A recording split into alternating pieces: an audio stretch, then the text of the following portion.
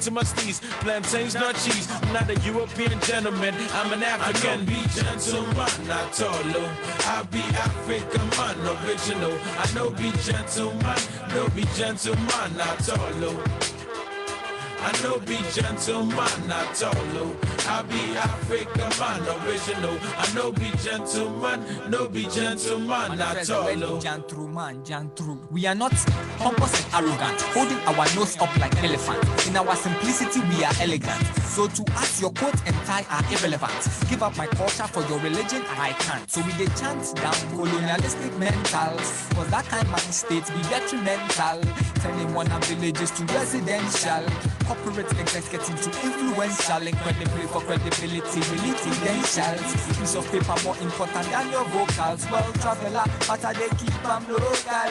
Only when in Ghana do I feel total. Oh, Charlie. Oh, Charlie. Then I be gentle, then humble man where you come cause I right you make you no put them two words together cause I know be gentleman, not all. I be African man, original. I know be gentleman, no be gentleman, not all. I know be gentleman, not all. I be African man, original. I know be gentleman, no be gentleman, not all.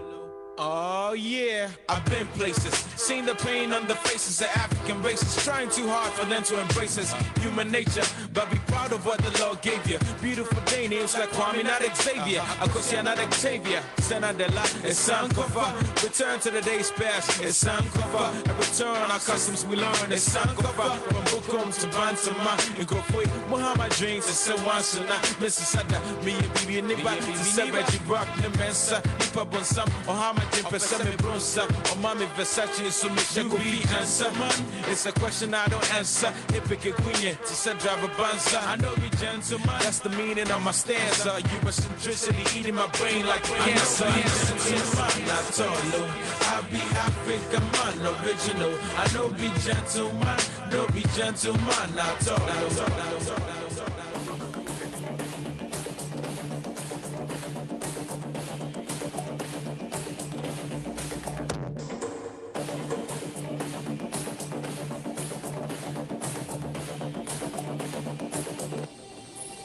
All my joints at my dad, but they lie bad. Now here's some hard bars for my diehards. I'm a lion hearts, why should I lie in my art? Gonna rap Moses, now let the sea part. I see green, I know the sea stop. Tell our dogs to never see top. So just beat it, king of pop. I've been dope, call the duck, let's detox. I know Bob, but it's chat life, let's converse. 2 packs of Machiavelli, I bomb first. I know they talk missiles, drones are funk flex. It's all really simple, I'm complex. So tell all the drums that I'm bar heavy. Bar after bar, get your shots ready. I nice flow, expose pose, I show off. ECG, watch me go off. Check the score. Play to win, yeah, prep for draw. Nah, I'm not playing ball. They closed the gates, I found an open door. Yeah, check the score. You be true, no the rush. Play to win, yeah, prep for draw. Nah. I'm not playing ball. They closed the gates, I found an open door. Oh yeah. A nice flow, it gets scary for Judge Derry. You fit to ask the bread knives and brown berries. All the real heads know they cannot bump heads. So rappers could hear this and feel hurt. Y'all so emo, you can't say I'm chemo. Universities even pay for my keynotes. So even when I quit rap, I won't be broke. Y'all made me do this, y'all made me do this. All in my mentions like I ain't the truest. Been doing this since my days in the US. Now I do shows, all the bass be like you just. So nice, with words. And your baritone, it works. Boy, better know. Shout outs to Frisco. M. Dutch, you be too much. You do everything here, the streets talk. Do I have the fire still? Silencer on, it's a quiet kill. Pope jump flow, that's a pious feel. Ghana man, name one that's better than. None. Charlie, check the score. Play to win, yeah, prep for draw.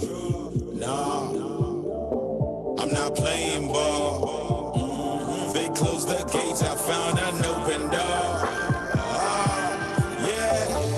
Check the score. You be true, no rush. Play to win, yeah, prep for draw. Nah.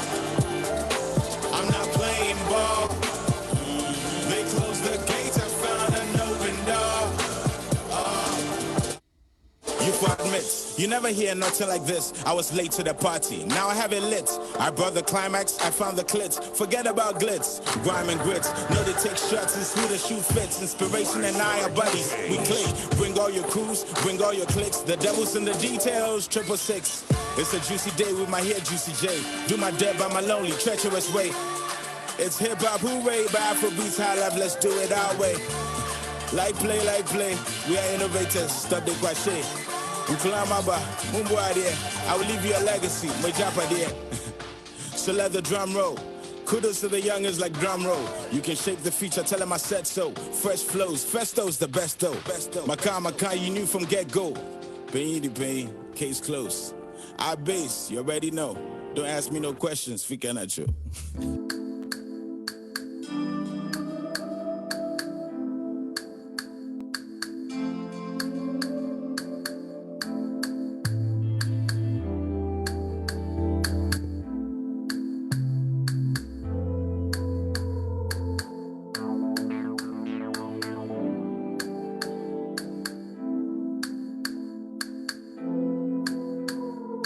I'ma make you live with me, make her do my own.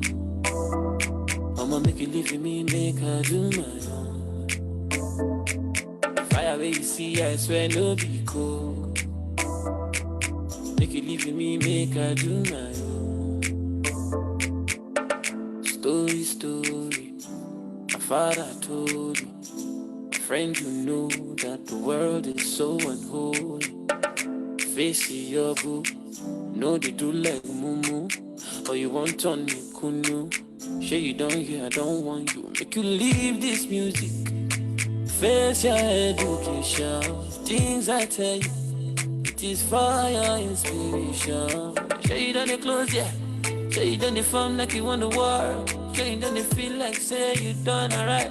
Sure you done the fun. I'ma make you live with me, make her do my own. I'ma make you live with me, make her do my own. If I ever you see, I swear no be cold. I'ma make you live with me, make her do my own. I'ma make you live with me, make her do my own. I'ma make you live with me, make her do my own. If I ever you see, I swear no be cold. Make you live with me, make her do my own. Yeah, I put my blood and sweat in this. Demons they chow, what's the exorcist? My bro insists, I just need an assist. And if you no good fit, don't throw a fit. Was told by a sage that these words on a page can really come alive and set the world ablaze. My sanity gone, Charlie man they craze. Mommy still they worry, she they pray. Man go to school, baby music I they do. Status quo cool, but I'm planning a coup. JJ Rollins, I cry to New Orleans. JJ Okocha, my skills more than kosher, I do it for the culture. Look at the Big Ben. Time no day for me to falter. Rock out Gibraltar. Make her my Guinness, then make you have your Malta. I'ma make you live with me, make her do my own. I'ma make you live with me, make her do my own. BlackstarDJs.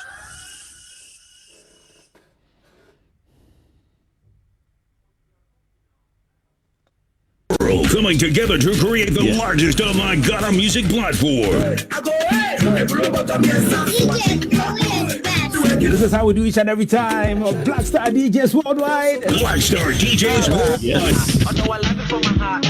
BlackstarDJs. BlackstarDJs. All your top Ghanaian DJs worldwide. That's right, shut on the background. Ghana songs for worldwide. Let's go. Follow the BlackstarDJs movement on Facebook and Instagram. BlackstarDJs worldwide. Or visit our website now to book top Ghanaian DJs for your next events. Anywhere in the world. At www.blackstardjs.com. Let's go, Ghana. Yes. Welcome to another episode of BlackstarDJs Worldwide. You know what? There's a funny bit of the advert that we just played earlier. when you see some of the DJs doing their skills, it's so cool, you know. Welcome once again to Spotlight Show. We have a lovely show for you this evening, actually, depending where you are you're watching from. Probably it might be an evening or morning for you. You never know. Australia probably might be morning. Okay, but before we start the show, we've got the main man, the founder himself, going to be doing a set for us, a serious set for us, because today is a special one. We have the man like M.anifest. You know, we have M.anifest in the house, you know, in the house. So definitely we're going to have a lot of fun this evening. So if I may get my man, the man himself, the boss himself, the man like DJ Quest on the ones and twos. Let's go hear some nice reception, like we will call it like a welcome session for the man like M.anifest. So let's go straight to DJ Quest. DJ, lay flow. Ladies and gentlemen, right about now, you'll see a side of life that you've never seen before. Yo.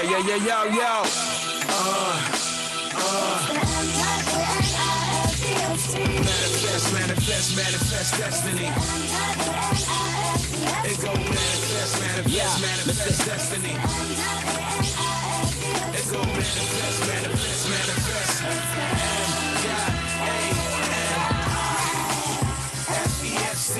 Let it be for a second. You know, music always made the elimination for every show today. That's what M.anifest stand for. Listen, you know they pay the piper, but you wanna choose the tune. What's up with these vipers? The crazy I assume. My career went from cold nights to a hot noon. Without rumor, so a sex tape, but never had to coon. Still my flowers bloom while jealous cowards fume. I been in the stew long, need to shower soon. Price I pay for spending days making power tunes. I wanna kill the game and leave no witnesses, kaboom. Started me a company, watch business boom. I don't keep company with cynics and loons. Misery loves company, laziness love cocoons. Fakes love disguises, masks and costumes. I wanna wear a smile the way I wear chocoto. That's just my funny face, jokes stuck to Rokoto. Sipping super lobo, thinking over lobo. Cause if I think smart, Charlie, what will I get? Allow me to recap what has happened thus far. Mama, I'm a rap star, I got a lot of whack bars. My ambition and drive, it's a luxury ride. You don't be Konko Kai, you taking shots, bongo bar. I did 50 shot, but trolling is mandatory. How am I the laughing stock? Who's taking inventory? But I never worry, cause it's been some years since I've been here. No one in my category. Let's not prolong, I've been a bro for so long. Legacy is snitching, I feel like I've been told on. Tally up the total immaculate are these vocals. I'm accurate when I'm vocal, I turn the local global interesting. I'm not suggesting that I'm never resting. I'll sleep when I'm dead alive and I'm manifesting. Inscribe when I inscribe, I come alive on IG Live, you know. Our rain for and Yadia Yakashe, we zoom your day, open the dead, and your social. Bachelors and spinsters, Quashimans and spintex. Looks like we all want someone with looks to impress. Or pretty shitty, a pity, I know that beauty lies. She could be sweetie pie or ugly in disguise. Ferragamo and ammo, Giuseppe customized. Bag and shoes, addict, one hell of a vibe. I know you're daddy, how dare I give you advice? Happy met Charlie, everyone for find a size. How can the midgets and the giants vibe shoulder? She's not gonna be a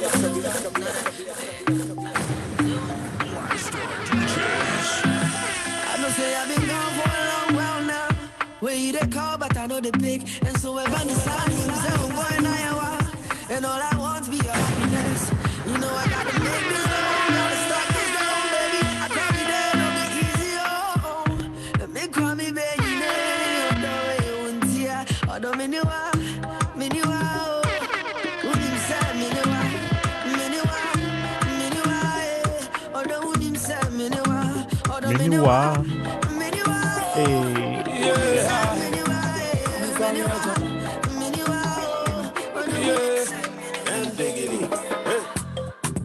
Say if I know tendo, love you to my rainbow.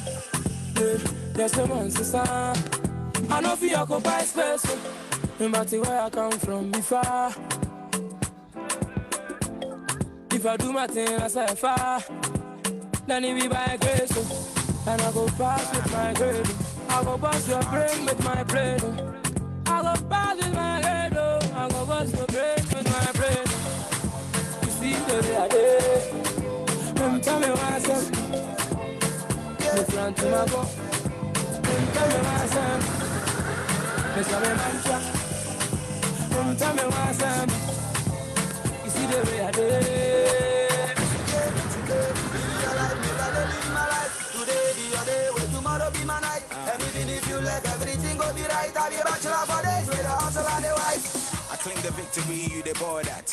But what's a big tree to a small axe? Relax, make I pull my slacks up and bust one. Who jobless, address and sell boss man. Hey Judas, you dance, my chill kwakwa. I know my destiny set me before the last supper. Forget them boys, they be a charme. Chickens in my coop, that's that who pants for ya. Them try bend me, I face my fate. If I be R2Bs, I refuse to break. Gone home, not sign down home. Are you late? I'm not trying to be good, I'm meant for great. It be some I did for you. True. No, they matter if I hope you or vex. I did for you. DJ. Getting recognized in places I don't live in. It's a privilege I don't take for a given. I did walk on London streets, I'm on a mission. Every car with precision is an incision. Then he beats me, I appreciate the hate. Let's take a picture, turn a picture to a painting. Fine wine, getting better when I'm aging. But he did over here, bring the babes. Upside down, can't let no step is over. With you, man, I see for social media to vex, so me step is over. Always on the top floor, like a lion on a raw. Me want some more music, give me some more. DJ take it from top, the place never dull. Anytime when me they around, ELM say them one more. She say I be cool, yeah one. I time for when you walk, my yeah. Very jolly I be cool, yeah one. I time for when you walk, my. Driving in a storm, how I fit see ahead. When the forecast a bit nippy ahead. Vegas can't think about the picture instead. 95 blues, kick me, I'm dead.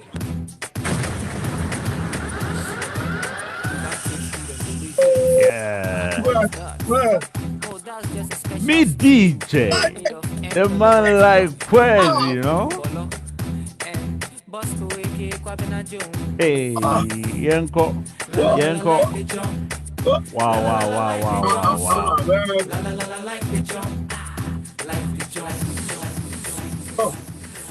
Wow, nice one.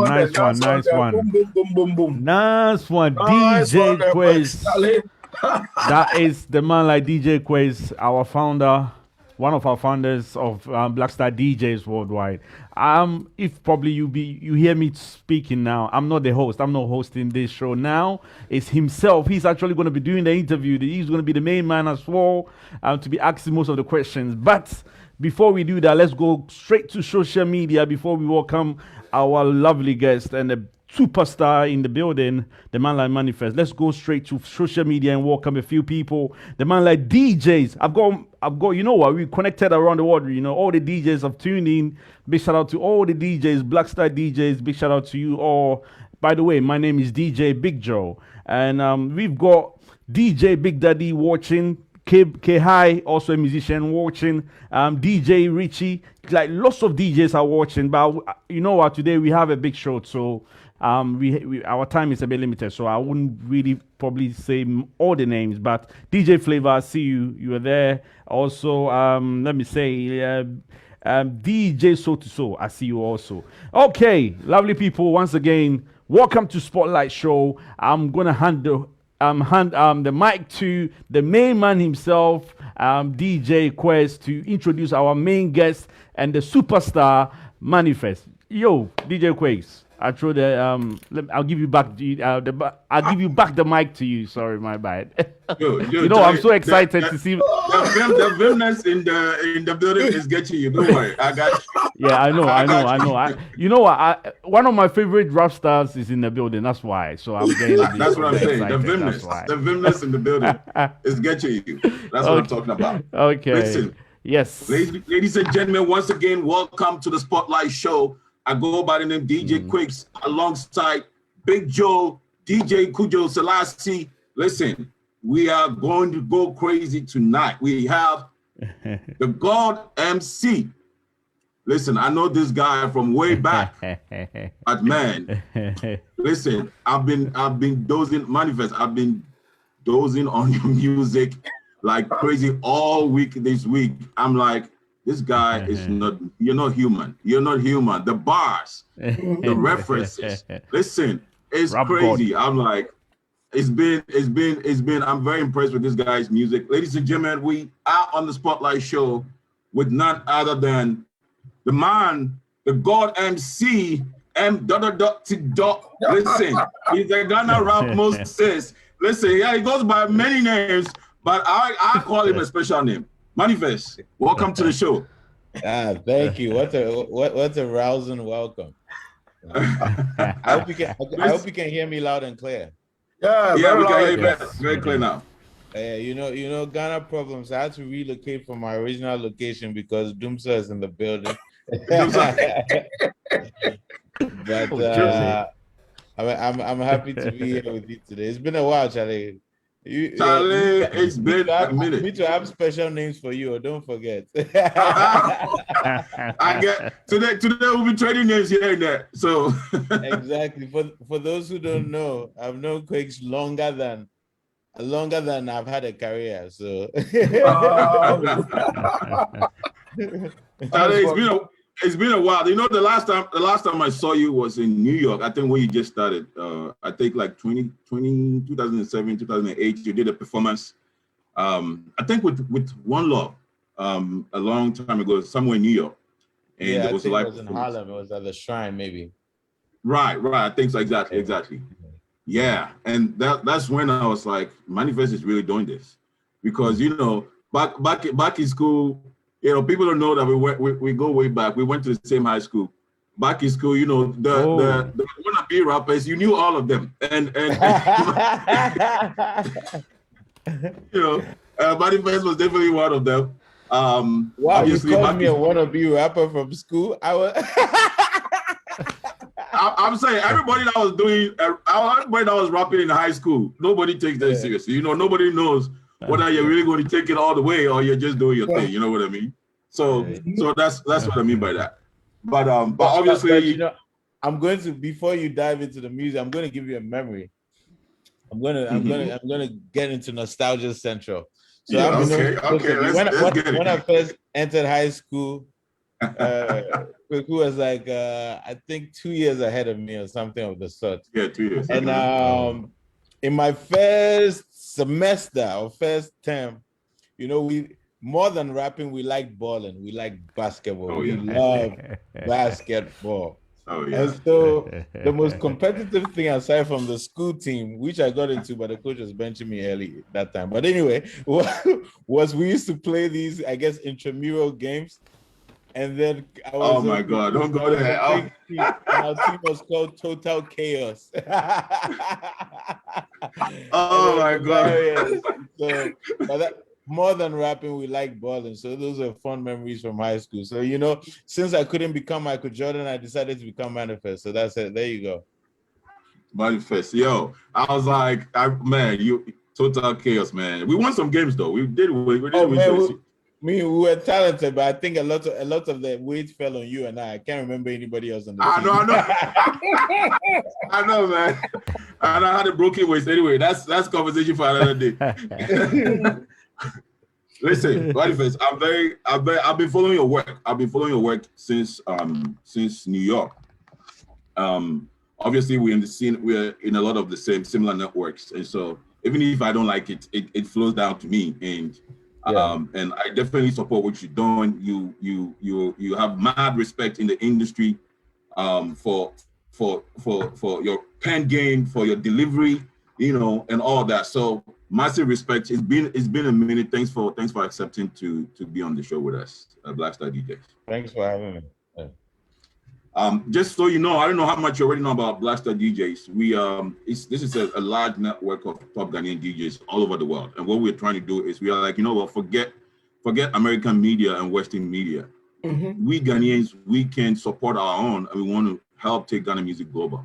And so we are located in the US, UK, you know, everywhere in London, Canada, all over the place. And what we're going to do is say we're going to control the music that is being played in the clubs, on the radio, or wherever the DJs are. We want to make sure Ghana is getting some mad play. And so, you know, we have about 300 DJs around the world. We are hoping to be thousands and thousands of DJs all over controlling what is being played. And hopefully, Very soon, Ghana will be the top when it comes to African music. So we have all the DJs tuned in watching the Spotlight show. Listen, man, if I have to start with this, man, everybody wants to know. Everybody wants to know. M.anifest. Listen, we had the bars, we had the beefs, we had the lines, we had all of that. But this is what we want to get into your story. We want to get into how M.anifest got started. So for this conversation, I'm going to pretend like I don't know you, so that for the benefit of the people that are watching, we have DJs tuned in from all over the world. But for the benefit of the people that are watching, a lot of people say when I said I'm going to interview M.anifest, they're like, and then for some reason people didn't know. It's like, hold on, is that the son of Chachu? And I was like, and I said like, quick, you lie. I said, listen, that's him. And he's like, okay. Before you get into the interview, the first thing I want to know is, what the hell is Chachu's son doing music instead of running for office? Yes. So I think my simple one-line response is, why the hell not? Of course, yeah. That's the elephant in the room. That's a big one. People always have to remember that one of the most healing and most soothing and most, I guess, transformational professions has been music for a long time. From the time of David, before David, all these things. They said David played the harp, but everything. Music has always been transformational, and I think it's only sometimes in Africa and in African societies that more in the modern day we kind of look down on that profession as if it is something you do when you don't have an option. No, music is amazing. I mean, look, a lot of us growing up in our lives, what are we, who were our heroes? A lot of them were musicians, whether it was Bob Marley, whether it was Tupac, etc. These were the people who had profound influences on us. So there's never been a question, why the hell? It's actually been the question of why the hell not? I love that. I love that. That's exactly what it is. I can't forget that they say you have to be an engineer and all these big career names that you can't even pronounce. But we don't realize how much change you can actually have with music. In fact, I'm here. I've been based in the DC area for a long time. And I tell you that, now that everybody's now becoming woke about everything Africa, and with the year of return, everything now people are talking about. So listen, culture is actually leading the way when it comes to economic development. So hey, I don't know what you're talking about. This one there, Boho Biomo, culture is leading the way in economic development. Now that's what I call a bar. There you go. Exactly. So hopefully you make a song about a lot of that, so we can help change the perspective of our parents. And now that we are parents, and a lot of us are becoming parents, change that perspective on who is qualified to be a musician. But yeah, even before I knew you, I know you're Medina. You grew up in Medina, right? Yeah, exactly. Yeah, I'm actually in Medina right now at this moment because I escaped from my Doomso location and I just swung by my mother's house really quickly. So you're serious about Doomso? Oh, it's out here in these streets. Wow. Wow, that's crazy, man. Yeah, that's crazy. So I know you went SOS. Before SOS, what was life like in growing up in Medina, especially with the kind of father that you had? No, I mean, my life, I felt like I enjoyed my life. I thought my life was very regular. I mean, I was a middle class kid growing up in a place that had different worlds kind of living together. I went to University Primary School, Legon. So school and where I lived wasn't far. So everything, I did a couple of things. I joined the coach soccer team. Oh wow. I was playing coach soccer at like age 10. So my mother banned me. Holy God, I didn't know that. Okay. Yeah, she banned me because she was afraid I was going to become a vagabond, So it felt regular, dusty roads. I used to ride my bike when they would be doing the roads. You know how they used to put those mounds of sand before they flatten the roads and tar them. Right. Whenever it happened on the main new road, Charlie, me and the boys we'll be on our bicycles going on it like how we would see like dirt bikes. We were trying to imitate those things. I mean, so it was fun. I felt like it was fun. I felt like I had those fairs, I guess, 12, 13 years of my life growing up in Medina and going to university primary school felt very much like living kind of a charmed life because I had no worries and I was around stuff. I wasn't in a gated community. I was just in a regular Ghanaian community. So I could go from like going to doing bicycle things to playing at Likoto to going to school and then whatever to playing code soccer. It just felt life was normalized. And then maybe sometimes during vacations, I might be down with my cousins or I might travel somewhere. So I had I guess a mixed childhood in that regard in terms of having multiple experience that I'm grateful for. Having both access and just the regular normal Ghanaian experience. And growing up in a place like Medina helps with that, you know. Even in different parts of Medina, I lived in New Road. Old Road is where the market is. Even would walk from here to Old Road and you would even feel like there's neighborhoods within neighborhoods. You understand? Oh wow. It's like you know, so it was good. I mean, a lot of music was all around here too, you know, cassette shops on the road, the bars on the road, etc. I used to hear a lot of reggae. My you're Kubola past me, Seth. Because no, that one I know go feel reach your level. I thought I was Kubola, Charlie. No, I mean it was regular. You see, I didn't have siblings, but I had a cousin who's like a brother to me called Kofi, and he was older. So that also helps, you know. He's probably 4 years or something older. Whenever you have somebody, then you're always tailing along, or you have more, you have additional vim because there's somebody older also around your house would wake up and watch Azuma fights on TV at 4 a.m. All these things. It was just lovely. Right. So in essence, yeah, even you know, it's funny.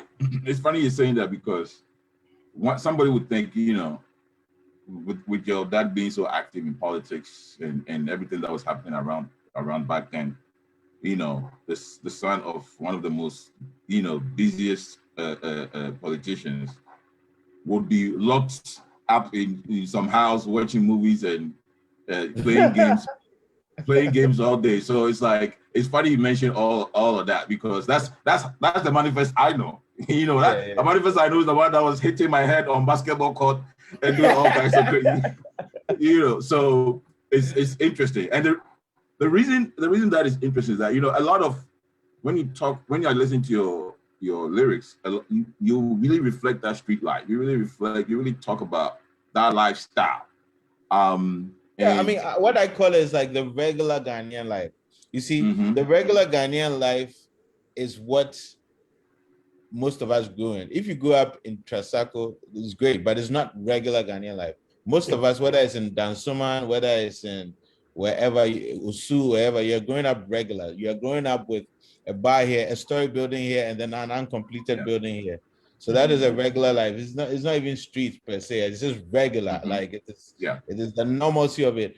So in those respects, depending on which neighborhood you are and the personality you have, you decide to, number one, either stay at home and play Nintendo, or number two, you go day streets.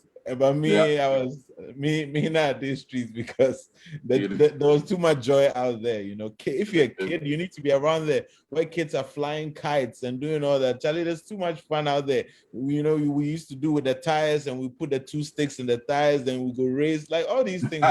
You're kidding me. You're kidding me. No way. There's too much fun, and people are doing Conco cars. I never knew how to do the Conco cars, but other kids were so good at it.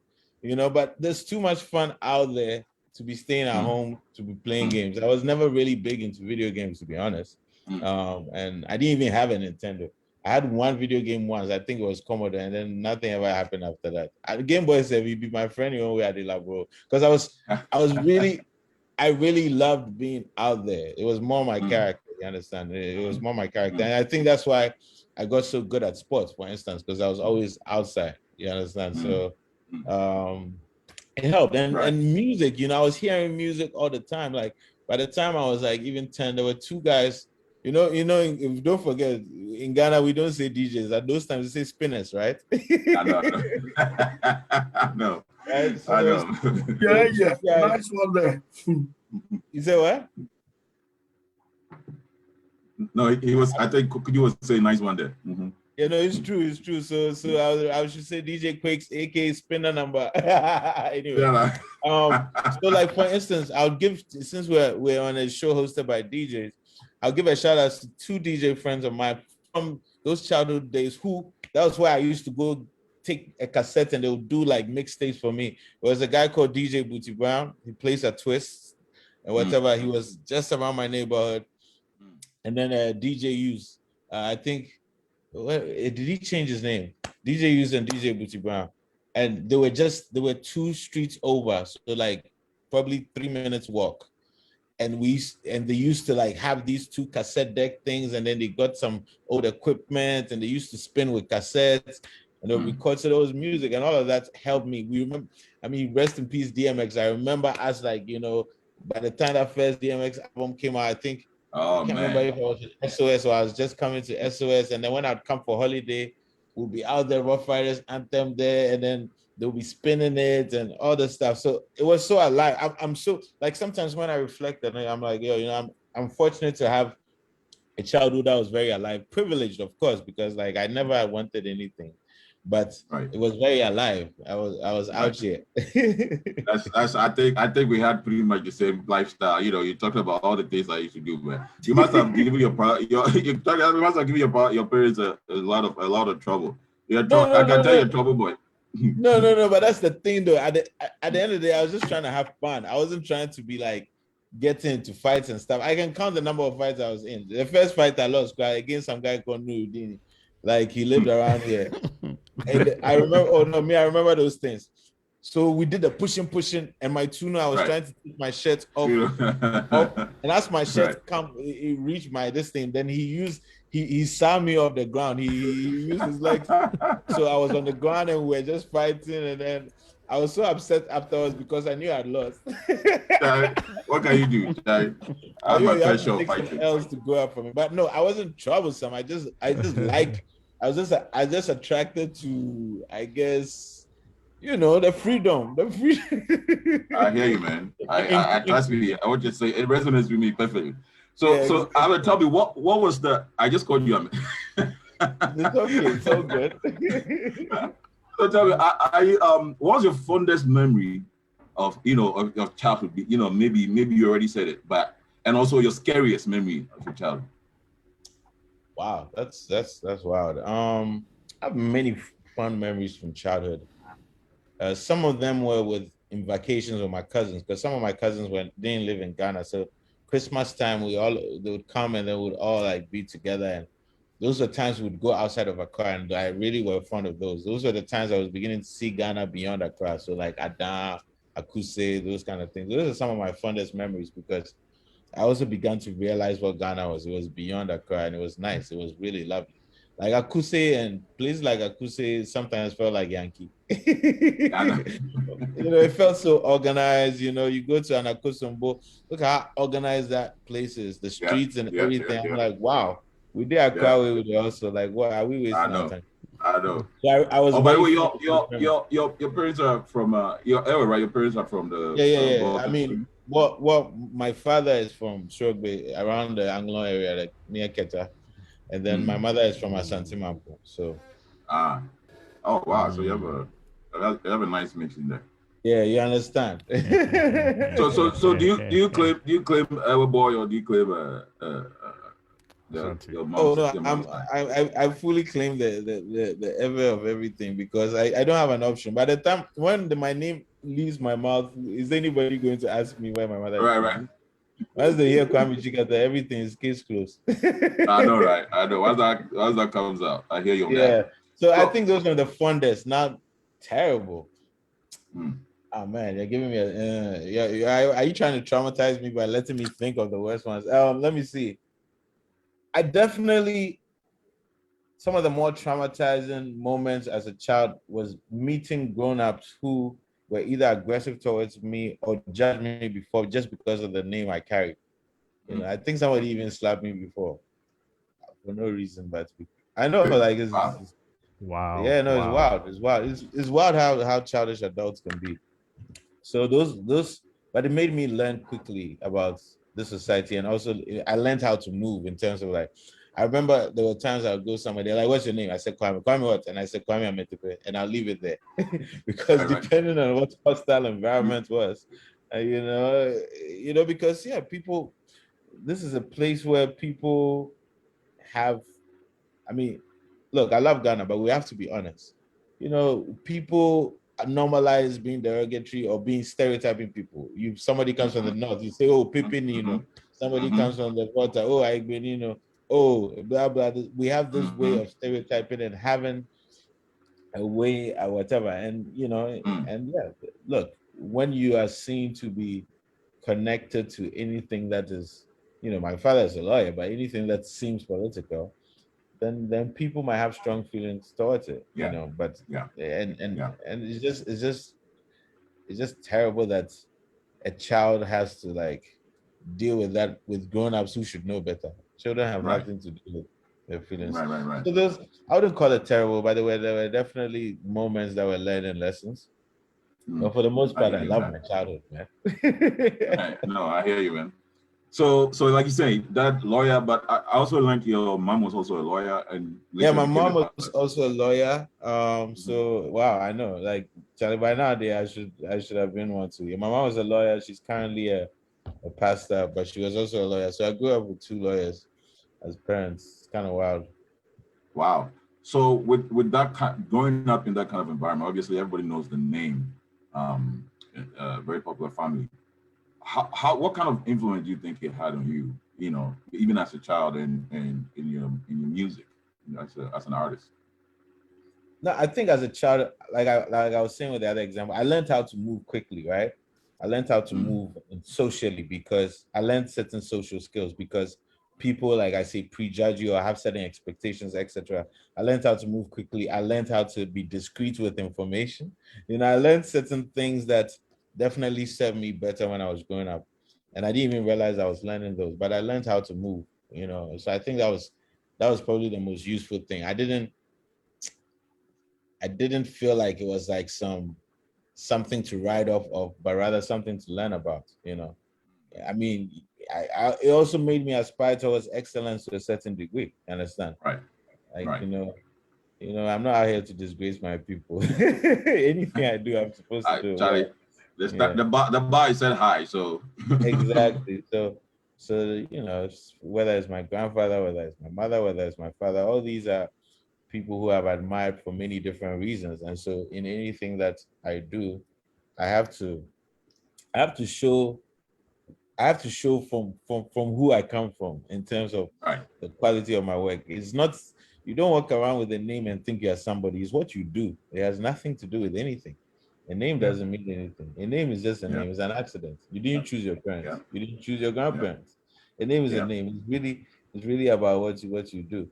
That's why you look. I love things like Game of Thrones, because even if you look at some of the villains in Game of Thrones, like Littlefinger, I don't know if you're whatever, like people who or the I've forgotten the other guy's name, the bald guy.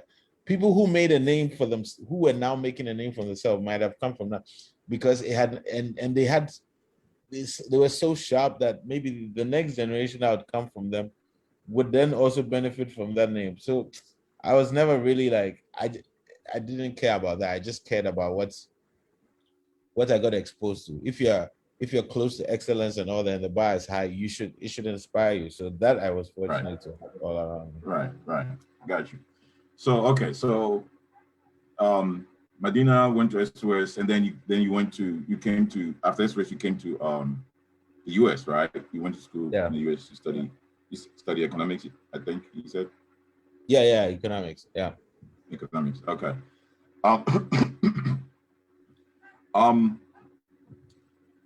Let's talk about music. At what point did you feel like you really felt the passion for music, and when did you make a decision that you're really going to pursue this? Yeah, I was always passionate about music, but at the point I became passionate about creating, to the point where I began to think I might do it professionally, that was definitely, I guess, just after college, because I was always playing around with it. But just after college, life starts staring at you in the eyes, and you can't just be dilly-dallying anymore. You're either going to get that job on Wall Street or wherever, or if this your passion or your calling is calling you so much, you're going to have to make a dive. So I just started actively doing certain things, and some of it was chance. I chanced upon, I got an apartment. I became roommates with a guy who was also a DJ, for instance, and who became my first manager at the time, Ashanti. And yeah, and I mean, prior to that too, I had friends from McAllister and stuff who were like producing and all of that. So I just started really literally investing in the dream or the idea or the passion. Literally started buying equipment from Craigslist, secondhand equipment, because I wasn't about to be paying for studio time every time. So all of that, and then learning the craft by practicing it, by putting in those hours. I'm sure by that first year I'd put in 10,000 hours plus for sure. And so I just really dug in. I had a day job at the time. I worked for a nonprofit progressive technology project. So obviously, I was still being practical in a sense of I would what do you call it? I would still I had to have a job to exist. I wasn't, nobody was going to support a dream that was just a dream, because most people would have known maybe I loved music, I was passionate about it, but for most people it still came as a grand shock that I really made this into a career. So but that was only made possible because I had to grind it out. I had to invest in myself. I had to really dig into the mud of it, like bottom up. There was no shortcut in having that career. I had to learn on the job independently. I came fortunately during the digital revolution, like social media was turning music upside down on its head. I came during the time of MySpace and literally started getting shows of having my music on MySpace. Interesting. So I'm literally, I guess, part of that first generation wave whose careers are made possible because there was like the internet and social media, both in terms of creating. So after college, getting the equipment, having them in the house and learning how to record and mix, and also in terms of marketing and gaining an audience. So that was the point, and that was the process. Yeah. I see.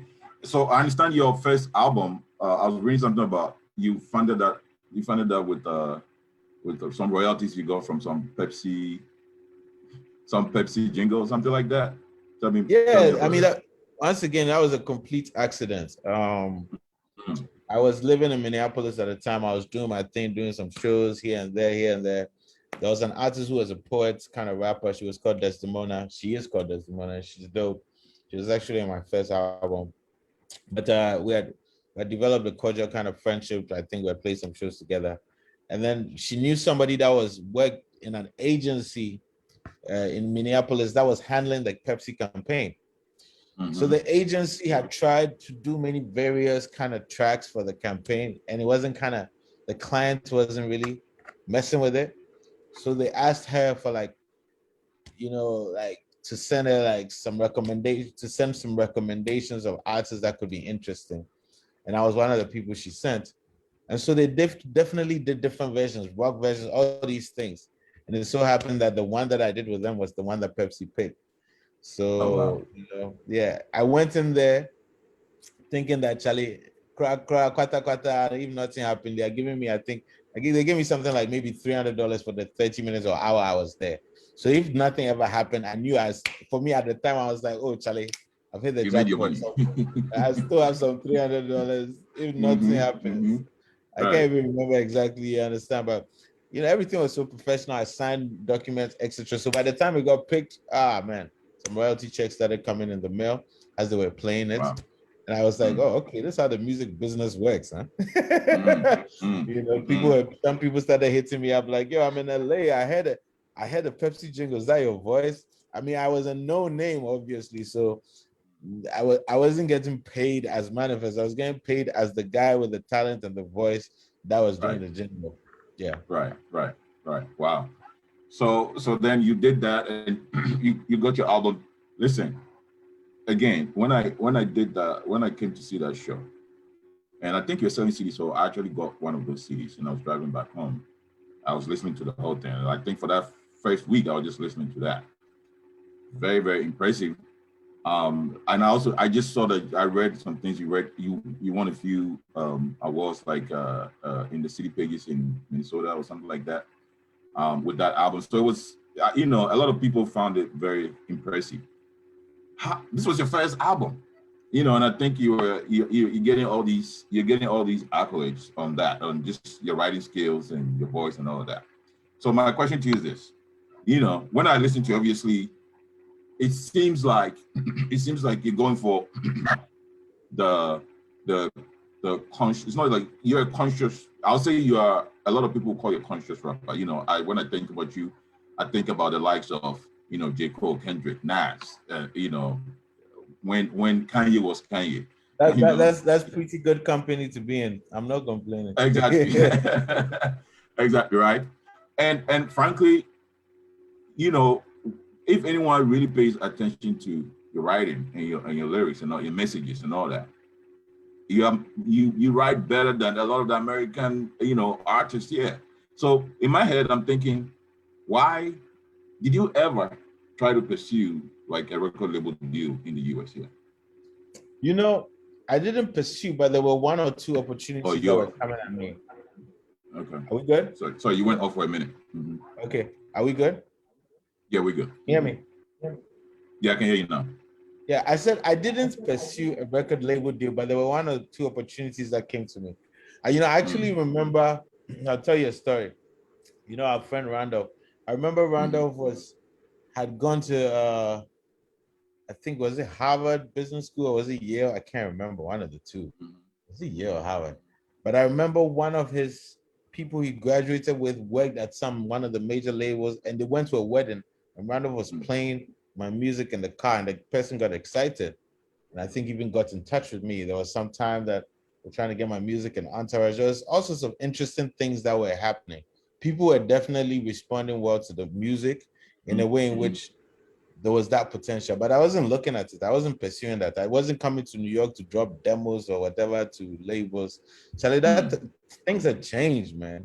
The whole thing is that be the wave, and then the things that will come would come. So I didn't really actively pursue that. Would that have helped? Of course, the right situation would just blow it up, obviously. But every journey is supposed to happen the way it is. Like, I have no regrets about that, Right. I was by 2009. By 2009, that's 2 years after my first album. I was already playing shows out of state and out of country. I was playing in Paris. I was playing in Spain. Like I wasn't tripping. You understand? It's like I wasn't like, yo, Charlie, I would come LA. Anybody there, I'd forget the label deal, etc. Those days had passed. Nobody was recording demos anymore. We record and we put it out. If a label or somebody that a distributor or somebody likes it, they will probably approach you. Or if you meet somebody, it's also about networking. I know you know this well, quite well in your business. At the end of the day, maybe I might come to DC, play a show, but then next day I might be kicking it with some friends. But then in that environment, there might be somebody who works in the business who, maybe heard about the show I played yesterday, and we might have a good time to have a tete-a-tete, develop a rapport, and opportunities might open that way. So it's also about being present. This is what this business is about. This whole thing about, you can shoot your shots and say, I'm trying to get on a label, whatever. But the whole thing is, if you're present in many different scenarios, you develop relationships on the network, and you never know what the best opportunities will can open up for you. Wow. So it happens more organically than people think. With a little bit of intention, right? So for instance, if I want to say what I could have done better, I could definitely have gone to the New Yorks and the LAs more in the beginning. Because just by being present and by networking in some of these centers, you definitely create more opportunity. There are places that decisions are made. You understand? Right. Exactly. There are places where you know Spotify. I know currently, but even in those days, there are places where things can change quicker for you. I don't think they are the only places, but it's just the reality of it. So yeah, I mean, there has to be definitely organic whilst you're doing your things, but there definitely has to be an intention in how you position yourself and where you position yourself. Right. So on your first album, you did it independently? You weren't signed to any. Yeah. I see. As I say, independent as fuck. Listen, hustle is real. Okay. I know my people are telling me we should go on a quick break now, but before we go on a quick break, I want to understand why your persona, your brand always comes off to me very international, right? You don't have to be Ghanaian to really resonate with Manifest music, and you don't have to be American, you don't have to be European, like anywhere, from any part of the world, especially if they have some interest in Africa as well. And they don't really need to even have an interest. So we talk about very African stuff, you talk about very general stuff. Why did you feel the need to move to Ghana to pursue? Was the move to continue to pursue music, or you just wanted to be in Ghana? Yeah, I mean, I always tell people I never really saw my life elsewhere. Like I thought going to America was a moment in time, a season. I never even imagined I would have been in America as long as I was. So it's just, if anything, I just allowed life to happen, to grow with it, and to nurture this seed that was the beginning of a career. I never thought that, I'm going to go to Ghana to have my career there. I never came up in Ghana saying I was going to be part of a Ghana music industry or anything. So it just so happens that my life plan was not ever to be living somewhere else for that long. And it just happened I kept doing that. So certain things also in my life, including having a child, just really reminded me to help drive me back here, because it was important to go back to what it was supposed to be. And I was also at some point, to be honest, I realized that it's not where you are, it's where you can go, So like I could be based here, but I could still be traveling doing shows. And that's what essentially happened, especially in the first 2 years. I was even still coming back to America, going to South Africa and other places for shows. So being in Ghana was only just it became a technicality as far as I was concerned. So yeah, I'm a worldly person, so obviously it was going to always be an international kind of journey I would pursue because I'm a worldly person. We are worldly people. You know the kind of high school we went to. We were nurtured as kind of worldly people very early, and just is also in my personality. So it was the only way it was going to go. I was never going to do anything that did not sit well with me, right? As an artist. And what sits well with me as an artist is projecting who I am as a person. So that Ahmet and Manifest are not these such vastly different entities. They're really Manifest is an extension of who I am as a person. It is obviously an exaggerated artistic. I allow myself to be much more like to go crazy as Manifest because that is what artistic freedom is all about. You have to for a while out small to be able to capture people, But yeah, that was I feel like that was always the plan. It just took me 10 years to return to Ghana. Okay. All right, Joe. I think. Okay, let's go straight to social media quickly. I'm really enjoying the interview myself. I just want to even relax and just listen to Manifest throughout.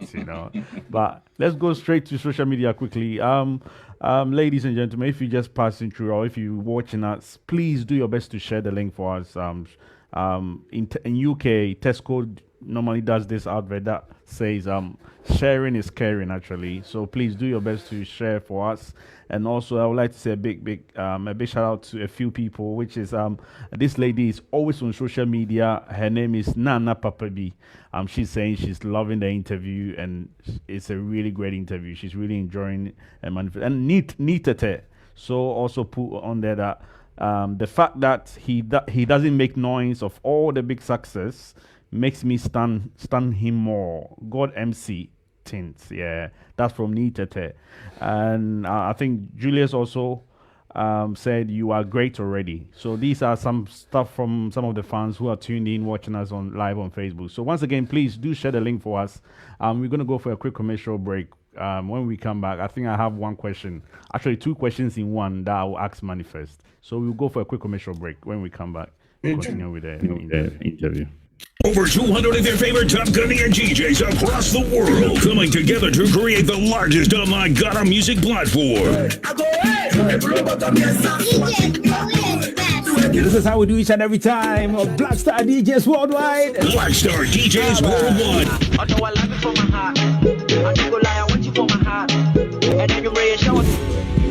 Blackstar DJs. All your top Ghanaian DJs worldwide. That's right, shut down the background. Ghana songs for worldwide. Let's go. Follow the Blackstar DJs movement on Facebook and Instagram. Blackstar DJs worldwide. Or visit our website now to book top Ghanaian DJs for your next events. Anywhere in the world. At www.blackstardjs.com. Let's go, Ghana. Okay, ladies and gentlemen, we are back. You're joined. You're tuning to Spotlight show on Blackstar DJs Worldwide. Today we have a superstar among us, the man like M.anifest. But before I hand it back to DJ Quates, M.anifest, my question is to you is, you know, when people normally Ghanaians or certain people associate hip hop with a bit of like maybe like a hardship, like probably most musicians like hip hop stars maybe grew up. They have a background of hardship and also struggles and stuff. So sometimes hip hop is associated with that kind of hardship and stuff. But the fact that you had some people might tag you to say we normally say dada B or something like that. So the fact that you had a really good life from the young age, you went through a normal, like you came from an academic background and stuff, and probably went to do hip hop. How were you able to incorporate hip hop and also the fact that you didn't have any struggles through your you didn't have any hardship through your youth or your young age, and also that's a hilarious question. You know what? Yeah, you know, because I would say some people would say probably you had. Come on, you had Chikata's son. But it's like did you live my life for me? Okay, let me answer your question. Let me make it easy for you because you're struggling small. Make no fear. I'm no fear. Ask your thing plain. You're asking me, I'm like, how you be DB where you defeat do hip hop? Like how? Yes, I think that. Okay. Let's go through a few things. One. Talent and being able to be creative is not the preserve of any kind of struggle. It's not. Okay. You know, his hip hop came from the hood, but hip hop has been done for years and been most of the people who have been successful at it are not necessarily the picture or the image of it. What is Kanye? Kanye is what? His mother is a professor. is whatever his father. You know, what is even Nas's father is a jazz player. He did grow up with I mean, it's like it is kind of in all kinds of arts, which might come from the quote and unquote street. It's not a preservative. These things they grow from there, and that's the beautiful thing. You have to give it up to all the kind of hoods in America and etc. But I mean, it's music. You know, if you are good at it, you are good at it. You might come from the gutter, and if you're terrible at music, you're terrible. You might have all the money in the world, and it will not make you a good musician either. You know, it will not make you. It will not teach you how to be empathetic. It will not teach you how to all the qualities you need to be able to make music people can resonate with. It will not teach you that. None of these teaches you that. It is your personality and your walk through life and all sorts of different things, and how you navigate it, and how you are authentic and original about it. How you don't try to be funny or lie about it. If I came out doing music and I was like, yo, I got 2 guns, I got 2 Glock, blah blah. Like there would be something that would be so not authentic about that. It would never have worked. Everything I do, for lack of a better term, is as real to me as possible. You understand? And so that is why it resonates, because there's more people in the world who can connect to some of these ideas than they are not. So I've never had an issue with it. It's hilarious to me because it is often a thing people think in Ghana. And if I'm to be genuinely honest, well, that sounds complicated. Genuinely honest. If I'm to be genuinely honest, either way. If I'm to be honest, I think that's some in the first 3 or 4 years back in Ghana, some of the reluctance that people had in really supporting, whether it was in the media and stuff, where they were like, "Oh, this privileged kid, he has it all. Why is he trying to come and also chop in our area too?" You understand? There's this feeling that people were like resentful that me, I go fit do any other thing. So why am I coming here too and coming to cause confusion here too? But yo, if the thing is good, it's good. There's nothing you can do about it. So at the end of the day, that triumphs in anything. And look, I respect I respect the fact that certain things. Look, graffiti is everywhere now, right? People do graffiti in Japan, all that. But people who do it, regardless of what they are, respect where it comes from, its origins. You understand? I respect the fact that the origins of the music that I primarily do, as much as I'm fused with African music, is street music, But it doesn't mean that the people who have succeeded at it, whether it's Ice Cube, whether it's whoever, are like literally people who they work the streets. Common, everything is open. It's a coming back to what Quicks was talking about. It's more about culture, right? So what is your belonging to a certain culture, right? And so and how do you find your what do you call it? Your points of convergence or the points of intersections and all that kind of thing. And I mean, I never had any struggle. Plus, I've never had any struggle not any struggle, not in life. Well, look at you laughing. I've never had any struggle with the idea of reconciling who I am with what I do. I'm very comfortable, which is why I've never needed to like, Charlie, I have to wear the latest Balenciaga, etc., to show that I am a hip hop artist or an artist. Charlie, I just do me, man, and it's worked beautifully, Sorry. I know this question. I need to just ask this. Also, just I tried to be very polite. That's why my question was a bit messed up. Like it didn't come out properly because I don't want to offend. Speak. No, make you have no fear. Fuck your thing.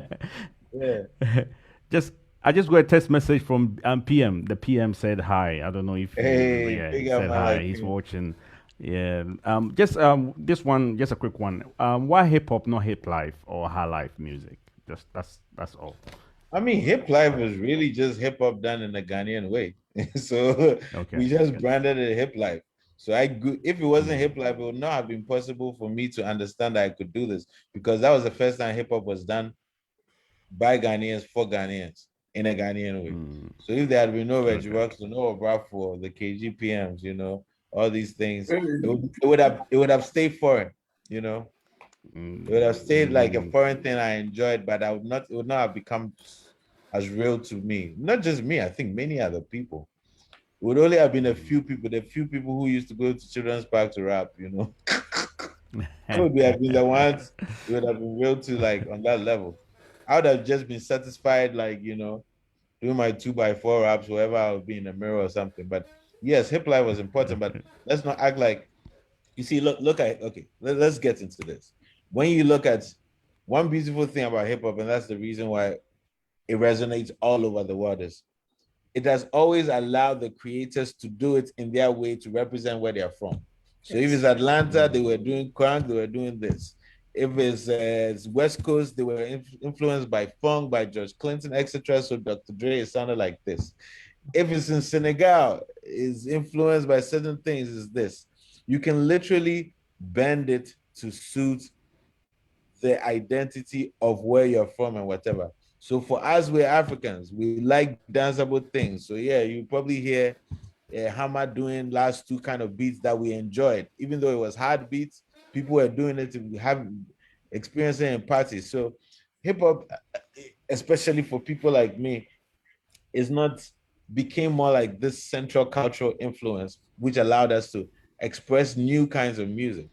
Look, even this whole Afrobeat movement, it's most of them they are influenced by hip hop, and there's elements of that kind of whatever thing in it. And so it is really more of that. And I'm glad we've actually, in the year of our Lord 2021, we moved to a place where African music is beginning to have such a big identity that sometimes people are worried less what I do. They are not saying like, oh, Manifest is just hip hop. They're like, oh, he's part of the new whatever of African music. Like my song will be on the playlist of Africa Now the same way a Whiskey or whatever. You know, whatever. And there's so much. That's why we're all working together. You see me and Bernard, you see different. It's fluid. We are developing a much more stronger African music identity that cares less whether you are more focused on reggae, you are more focused on high life, you are more whatever. It's a new world. We are making it up as we go. We evolve or you die, and that's why African music is more successful now because of the evolution, because it's dynamic. Understand? So all that to say is like, yeah, why hip life? Charlie hip life, like not because it's just the brand hip life is dead, right? Yeah. So as soon as Azonto came, the brand hip life was dead because like it didn't move with it. Instead of it looking like, oh, this is something that is the new wave of hip life, it became something else. And then once the bigger brand of Afro beats took shape, hip life it became a relic of the past, a beautiful relic, like I said. Because if it wasn't that, people like me, it wouldn't have been possible for me to do what I do. But it's a relic. It's no like it has no resonance. You can talk to a Gen Z person now, hip life, they'll be like, that one to what? What is this? You understand? It's just the reality. So that's why look. Yeah. I mean, I'm talking too much, so I'm going to finish this quickly so you can ask a question.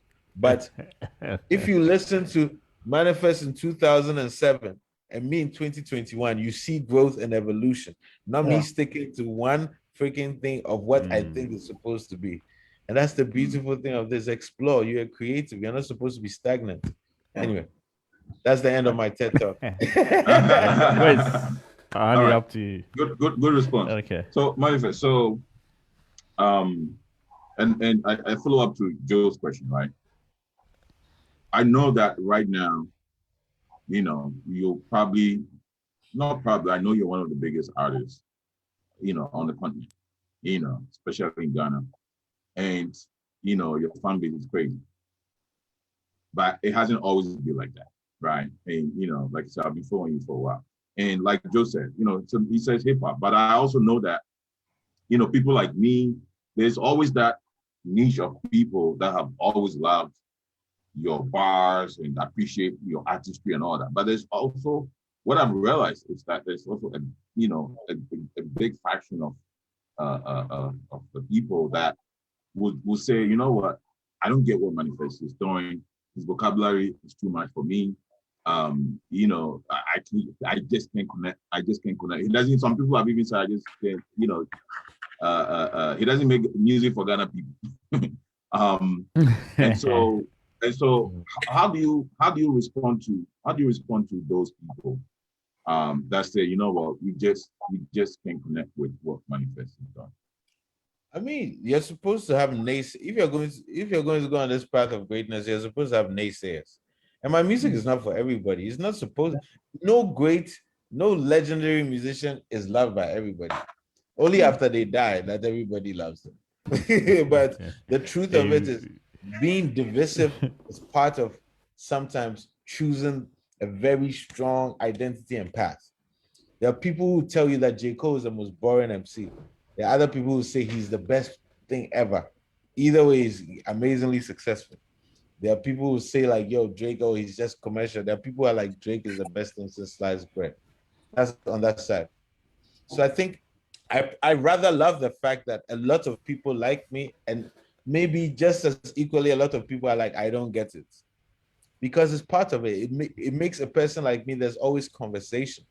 You understand? I am acquired. I'm not even acquired taste. I am like, you choose whether you like it or not. But one thing I know is that whether they choose whether they like it or not, they always cannot front on the quality. Yeah. They might say it's not for them, but they can't front on it. They can't front on it. Those who try and front on it, they that one they be normal internet trolling, but they can't front on that.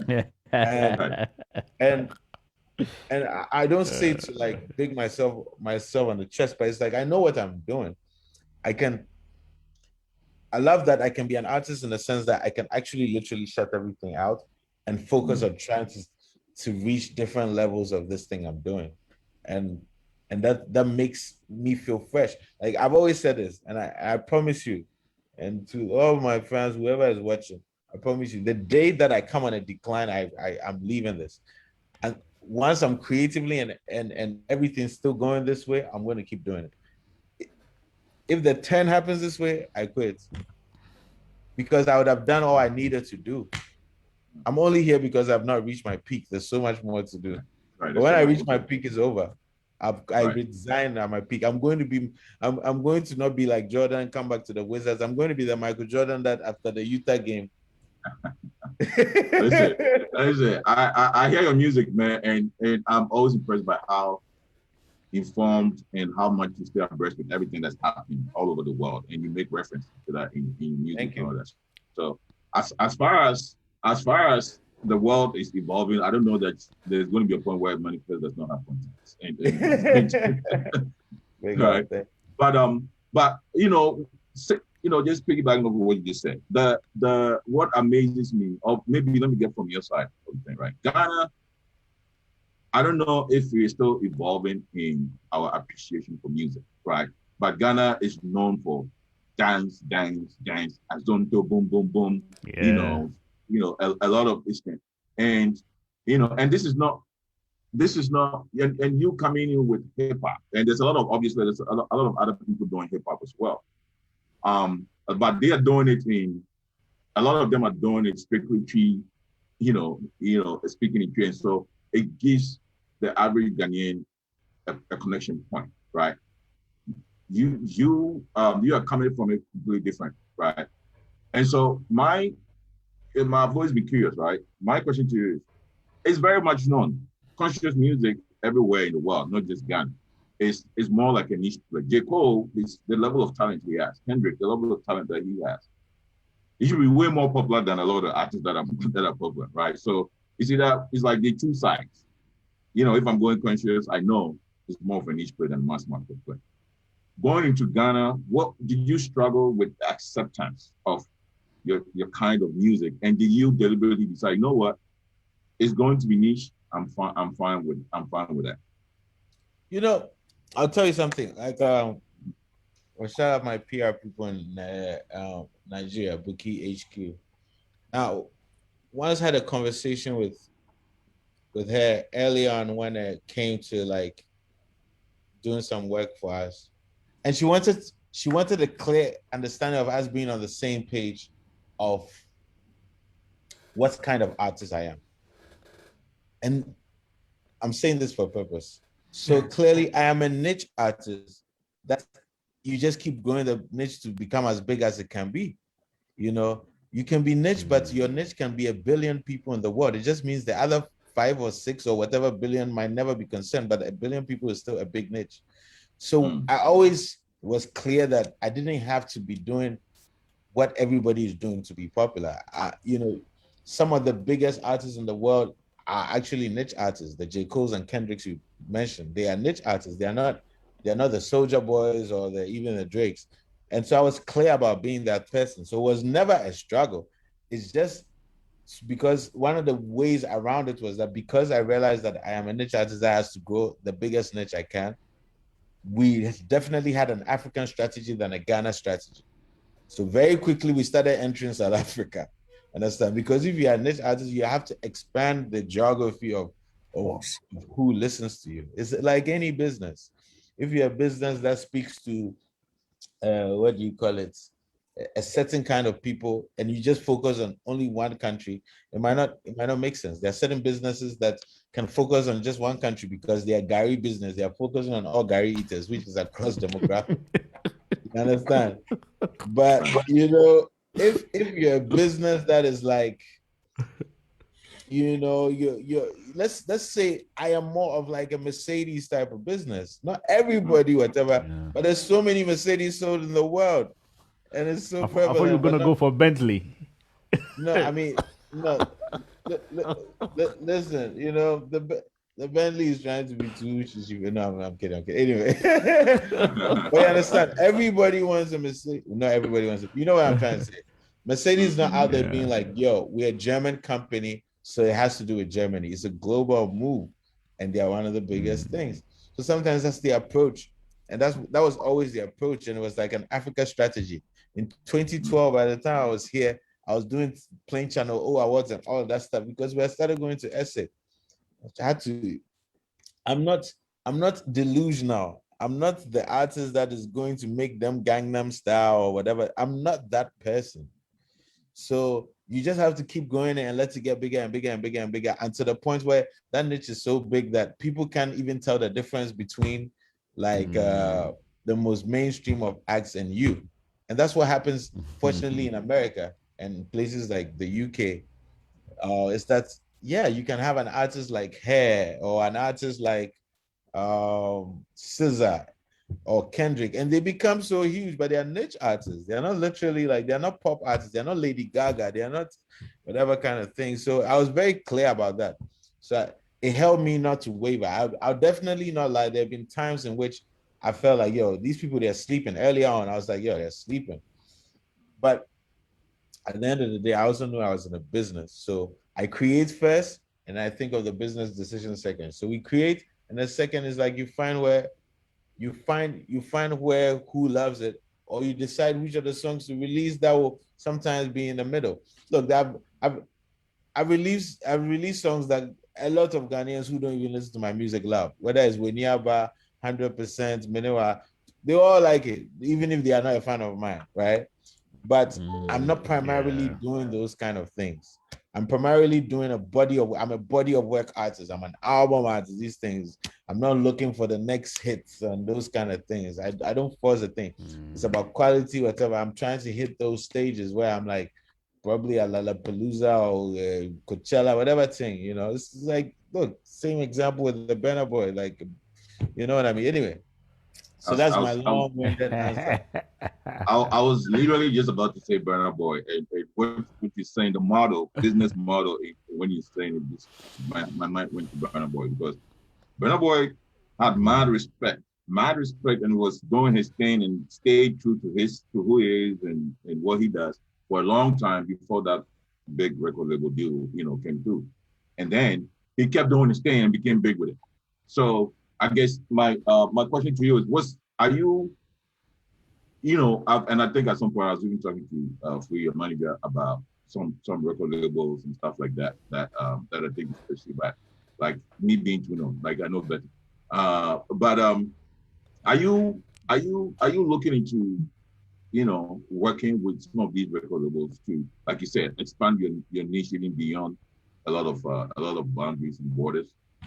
Yeah, absolutely. I mean, we've already look right now. We all go to distributors. My last EP was done by a distributor in Europe.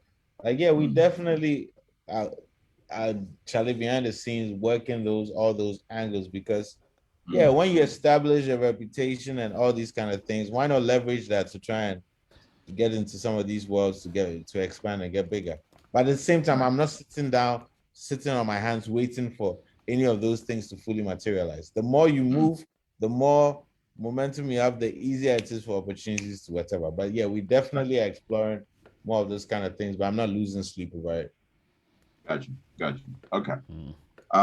Joe, let's go to social media real quick and just come back.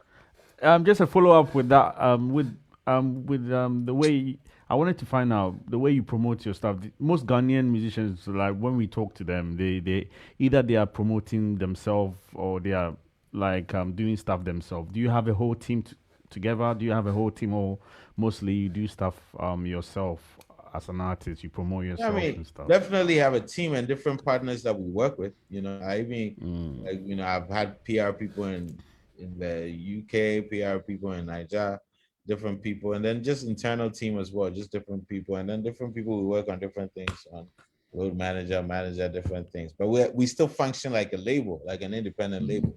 So even if there's a distributor, we're working with them like that. Everything, lawyers, everything. It's a business. You have to have infrastructure and structure. Else you will not be you have to quit someday because the money will not be coming. It's the reality of it. So you definitely I think you mentioned lawyers. I think anyone will be scared to mess around with you, when it comes to law.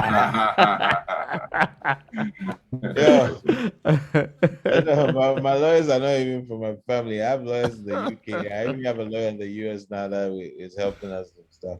So that one day, I have goons. My lawyers, they be creative entertainment lawyer. And your lawyers are the ones kicking us off Facebook when we are playing music. We have to talk to them.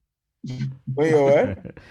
When we are playing music on Facebook, they're the ones kicking us off. No, that one is probably a distributor, man. Yeah. Okay, then let's go social media. Joe, Let me say before you do that. Okay, sort yourself out and come back. Oh yes, okay. Just a second. Okay, lovely people, thank you for tuning in. This is Spotlight Show, BlackstarDJs Worldwide, and today we have the man like M.anifest. We're having a up close and personal. We being personal with M.anifest. Please join in the conversation. If you want to send a question through, just send it through. Put it on Facebook. I will probably ask the question on your behalf. Just a quick shout out to a few people. Let me mention a few people. DJ Kwasanti, who was meant to join us, is actually watching. Sophia is watching. Big shout out to you. Mami SC or see M.anifest, humbleness is what I really like. Yeah, someone is saying M.anifest is really humble, and I think the way you are very humble. Someone really likes it. Let me say big shout out to the man like McDarlington. McDarlington, that's Reggie and Bowley's manager in UK. He said Ghana's best M.anifest, Medina boy. Aha, yes. That's from the man like. So M.anifest, Medina, Minneapolis, my life. There's all M. It's all Exactly. Okay. I think there's quite a lot of stuff coming through social media, but we won't stay much time on social media. So let me go straight to DJ Kujo. Let me go to you, please. Yes. Nice one there. M.anifest, thank you so much for coming on our show today. DJ Kujo from the UK. My first question is, so basically, what do you have to say to a new artist with a similar background to yours? So basically, growing up in a family where you are surrounded by elites and people expecting that you will become one of them, as it is. How would you, or what would you say to an up-and-coming artist who is in the same situation? So basically, that's my question. First question. Yeah. I mean, the good thing is I don't have to say anything because the kind of vim these new artists are coming with is beautiful. I'm seeing a new generation of people who none of this thing matters to them like the way it mattered to our parents or our peers. They are about the music and the culture of the music, and they're in a time in which the music that they are going up with as African music has a global light. They don't care. So I actually would just encourage them to be the best they can do creatively. You understand? If anything at all, if there's any advice, is that if they have a chance to leverage, at least financially or business-wise, their connections, family, whatever, try and do that early. That would be great. A lot of us necessarily didn't do that, but if you can do that, it might help you. I mean, but you see, they don't care because one of the biggest African pop stars is a billionaire's kid. They don't care. They don't care. The kid's coming up. So I don't tell them anything. I'm going to give them to really just take their thing up to the furthest extent that they can take it, and not to worry about what other people are saying. They don't care. Look, I've had some of these ones coming up whose parents have, even though maybe some of you have heard him. I mean, his mother brought him to me, etc. He's young. He's going to He's going to SOS quickly, actually. And oh, my internet is on. Am I off or am I on? Can you hear me? You are still on. It's a bit erratic, but you're still on. Don't worry, keep going. Okay, you know Ghana internet sometimes. So far, so good. So let's hope it keeps us there. Yeah. You are still on there. Look, I definitely think just me being there and present and like a notable figure in Ghana and in Africa, at least for the Ghanaian artists who might come from a background not traditionally people expect to go into music, I think that is fine. I don't have to tell them anything. Right now, it's about the work. You know, if you use name for music, there it's about people enjoying it. Name no go take you far from music. Even the guy, the billionaire's son I was talking about, he didn't come to music with his father's name. He came with his own name. Yeah, it's true. It's true. So, sorry, guys. I follow up to DJ Quakes. So, what do you think of these the new hype coming from the American hype coming up? Like, what's your take on it? I love it. I love it. I love it. I love it for many different reasons. One, they are also a generation that understands that forgets these so-called gatekeepers. Do it yourself. Go straight to market. Go to the people. You understand? If they were trying to look for radio play and all that stuff, by now the thing wouldn't have popped up. They went straight to the people. You force the hand of the industry when the people want to hear you. So that's one reason I love it. Second reason is they are coming as a movement.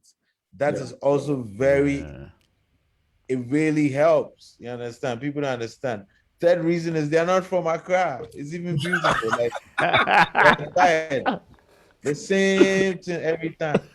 Even in our parents' generation, they had music coming from Tadi and different scenes. Accra is just like, if it wasn't for Tema, which is also literally technically in Greater Accra, like if it wasn't for Tema, like the past number of decades of music, just like aside from gospel, it's just Accra, it gets tiring. So it's a fresh movement, young people.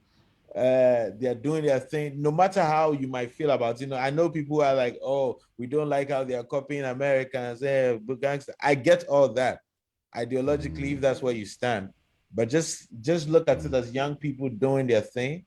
It's exciting. They are bringing their Ghanaians into it. Some of the stuff they say is hilarious. No American would say that, whatever. And then they are going to keep evolving. And look at, they are doing some of the best hooks in Ghana. Forget it being hip hop. When you hear a Koso, that hook, if it was even on some high life song, it would be like amazing. Like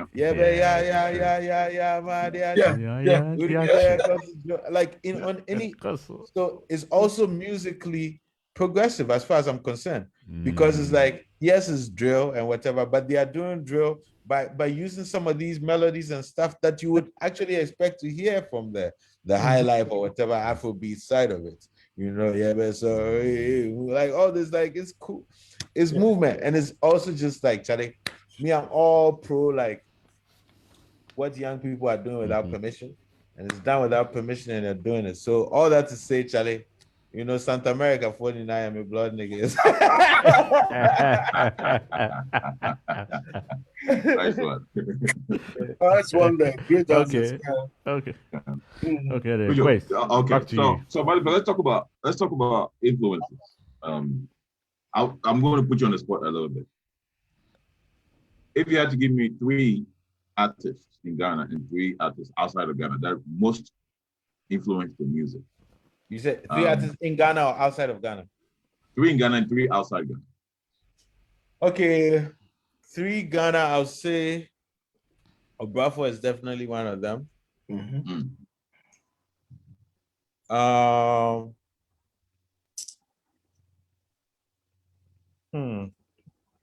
There's so many, there are people even before my time. Look, sometimes I even, like last time, before I'll answer your question, but last time, for instance, I went on a KK Kabobo binge, and I was like, hey, I used to like a lot of his songs.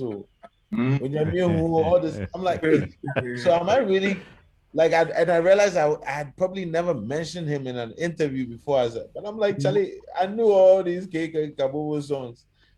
And anyway, let's put that aside. So Bravo for sure, number one is one of them.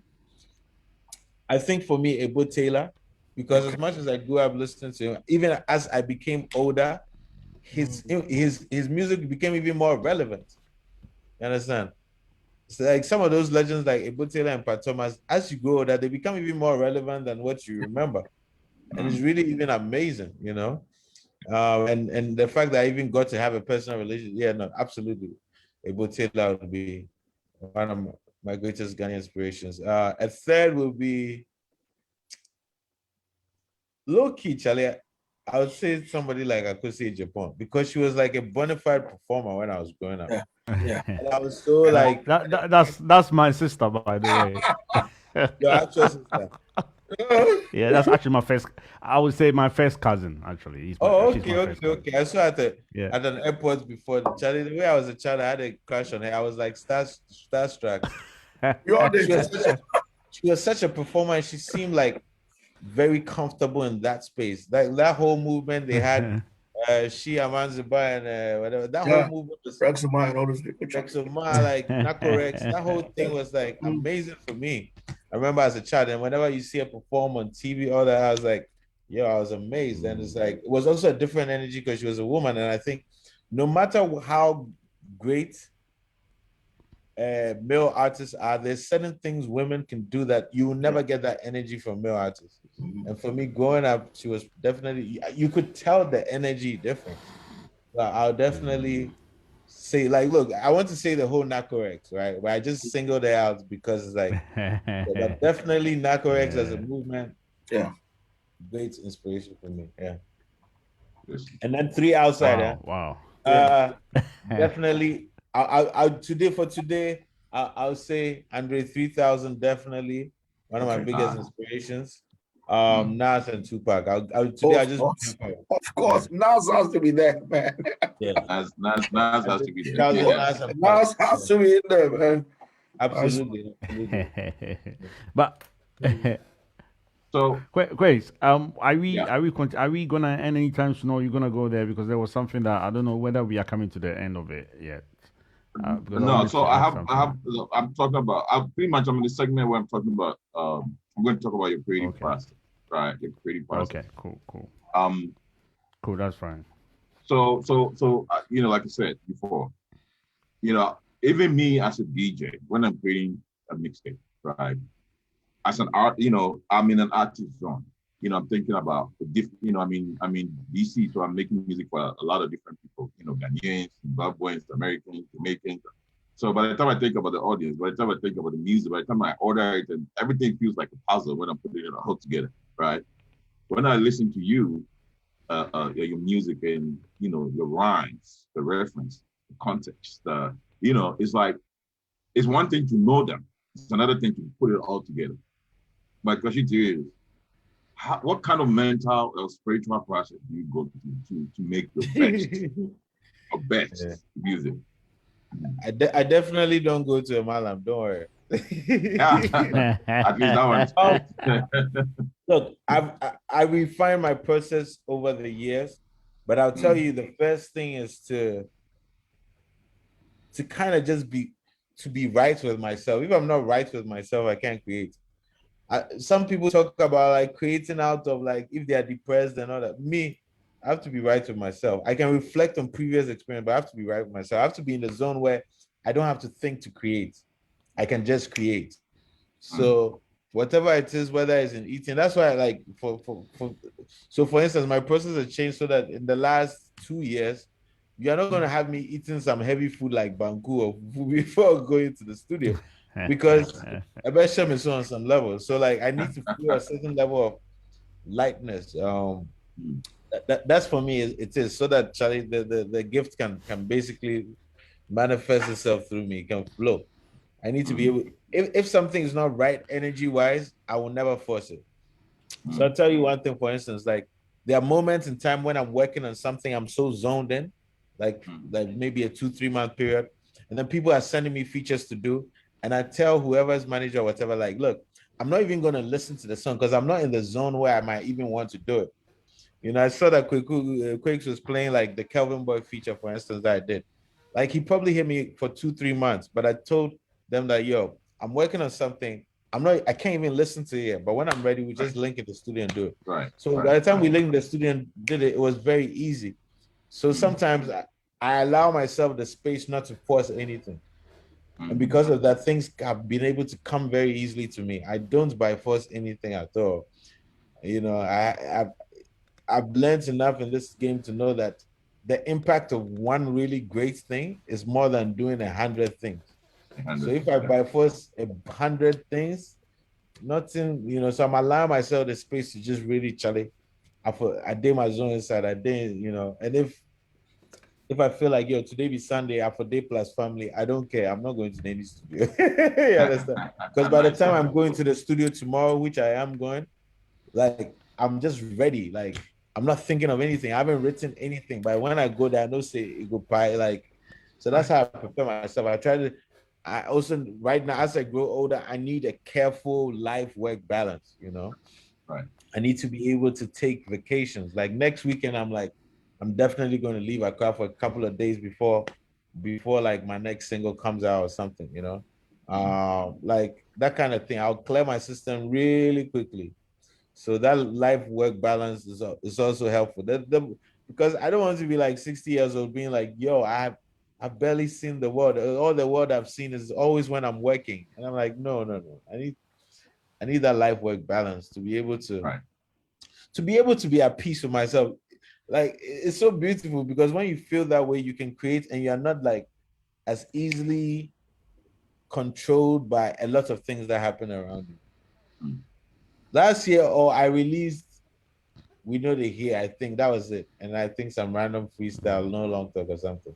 I was sitting there, I wasn't shaking. I wasn't like, oh, Charlie, if I don't release a song, they'll say I'm because I know what I'm doing. I'm not shaking. I'm like, so I need to be at peace with myself so that I'm not always influenced by the noise. I see. How do you? I've seen that you've done a lot of collaboration. Even though you've done I've seen a lot of your work is also just you. You know, you work with the best of the best. You know, the Burner Boys. I've seen you do work with Eric Abadu, Tony Ellen, Brian Musako. I mean, the list goes on and on and on. How do you decide which tracks you need a collaboration on and which tracks, and how do you choose who should be on the track? I don't decide. The organic interactions decide it for me. You know, that's the beautiful thing with a lot of these things. Number one, 11 out of 10 times I'm working with people I'm fans of, right? That is most likely the case. Or sometimes somebody who at least I respect. So even if I'm not a fan of them, if they holler at me, we'll get it done because I know that they're dope. So, and a lot of times you meet people randomly and you say this, that, and the third. Like all the people you're naming, whether it's see me, we meet sometimes like, oh yeah, maybe we should do this, blah, blah, this, that, and the third. Sometimes it's random. Like me and Ben is like, we had meant to work for years, but it happened when it happened, and it happened randomly in hotel rooms, all them kind of things. Like, so I allow things to happen. Yeah, I think initially there was this pressure that people be like, oh, we want to hear you and this person. So you start chasing features. I don't do that anymore. I'll definitely try and pattern up some movements to let certain things happen. Because if I do a song and I'm like, yo, the only person I can hear this is Nana Pedu. I'm going to obviously go to Nana Pedu and whatever. So a lot of the times the music is directing me as to where to go or who to go to. As if I made that tune and I'm like, yo, Nana Pedu is just going to kill it. And he's the only one. That's how I'm going to do it. That's the same way in which my song with Obrafo came about. When I wrote my verses and I recorded No Shortcut to Heaven, I could hear nobody on about Obrafo. And I was right.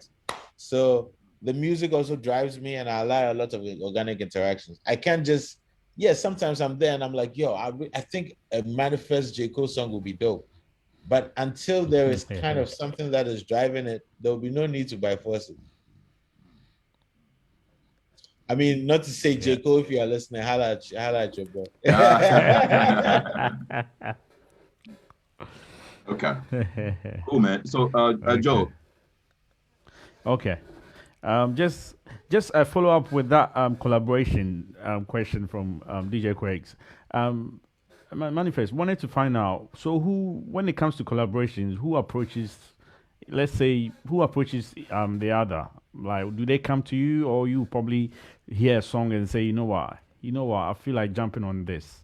Does it work like that, or is it the other way works around? any and everywhere. And once there's love and good energy, it works out. Sometimes it's accidents. I'll tell you, for instance, my song with Bisakede Winyaba. I literally was leaving the studio and he was coming into the studio. And then we're like, oh, Charlie, oh, good to meet. Well, we had wanted to meet. So I decided to go back in the studio for us to just talk for like 5 minutes. As I am talking, Kwame Yabua starts, I think he brought out his guitar or something and starts playing. And Bisa starts humming something. And literally we made a song without planning it. So sometimes it's simply an accident. I'm leaving the studio, somebody's coming. Sometimes I've heard somebody and they might not even be a known artist. They might be somebody who's on the rise, and it's like, I'm like, yo, Walasi's dope. Like, bro, like my cousin played me Walasi. I'm like, yo, let him come through to the studio. Sometimes an accident, like we're just chilling, and then another story is playing, and then we record it. I mean, it happens many and all sorts of ways, and I allow, and I'm cool with all those ways for it to happen. My collaborations have never been based on a purely business decision, obviously there's business in it, but like it's not purely business decision, because the music has to be good, because otherwise, no matter how theoretical it is, good for business. Like, oh, if people see Nas Manifest featuring Nas, they're going to click. If the song is trash, it will be a waste of a business move. Right. But can I just come in here? Just a follow up on that. Yes. Okay, my question is, as DJs, we've been discussing quite a wide range of issues, topics when it comes to music. I think one of the topics that we've been discussing is the issue of language when it comes to music. Yeah. You really think it's important for Ghanaian artists to just stick to music in English or in Twi or in Ewe? What's your take on the issue of language when it comes to making music? Just make dope music, man. The language thing is a lie. It's all a lie. Music is a language on its own. Despacito was a worldwide hit. Yeah. 99%, 90% of the people listening to Despacito knew nothing about nothing. There is the language of music that we've all been in this. If you want to make a hit, there is a language of music to do that. Not a language as in Casa like English or Tree, but there is a language. That language is maybe repetition, catchiness. That is the language that is going to do that. So when somebody's saying Gangnam Style, and they're using a language of music which is like something catchy, something easily repeated, etc. It has nothing to do with the actual language. You can do songs in English or Tree or ever, and if people don't connect to it, it does not matter. Right now, I'm listening to somebody called Lou and the Yakuza. It's in French. For the most part, I don't know, but the musical language really just they connect with me on a level. So look at the American stuff. It's connecting to people globally. It has nothing to do with English or anything. Just use, if you want, just pay attention to the musical language. Don't be just doing stuff that you and your people like. Do stuff that musically is great, whether somebody understood what you said or not. Just on the musical language level is great. So me, I don't subscribe to that view at all. That view there's BS. And look, I'm not going to say it's completely trash. I'll say that, look, there are still tactical decisions based on what you want to do that you do. If you're a reggae artist, for instance, a dancehall artist, like Sean Paul found clever ways to still do patois, but do stuff things like shake that thing. It was clever. He's still finding out ways to stay authentic, but doing stuff that other people will be able to repeat.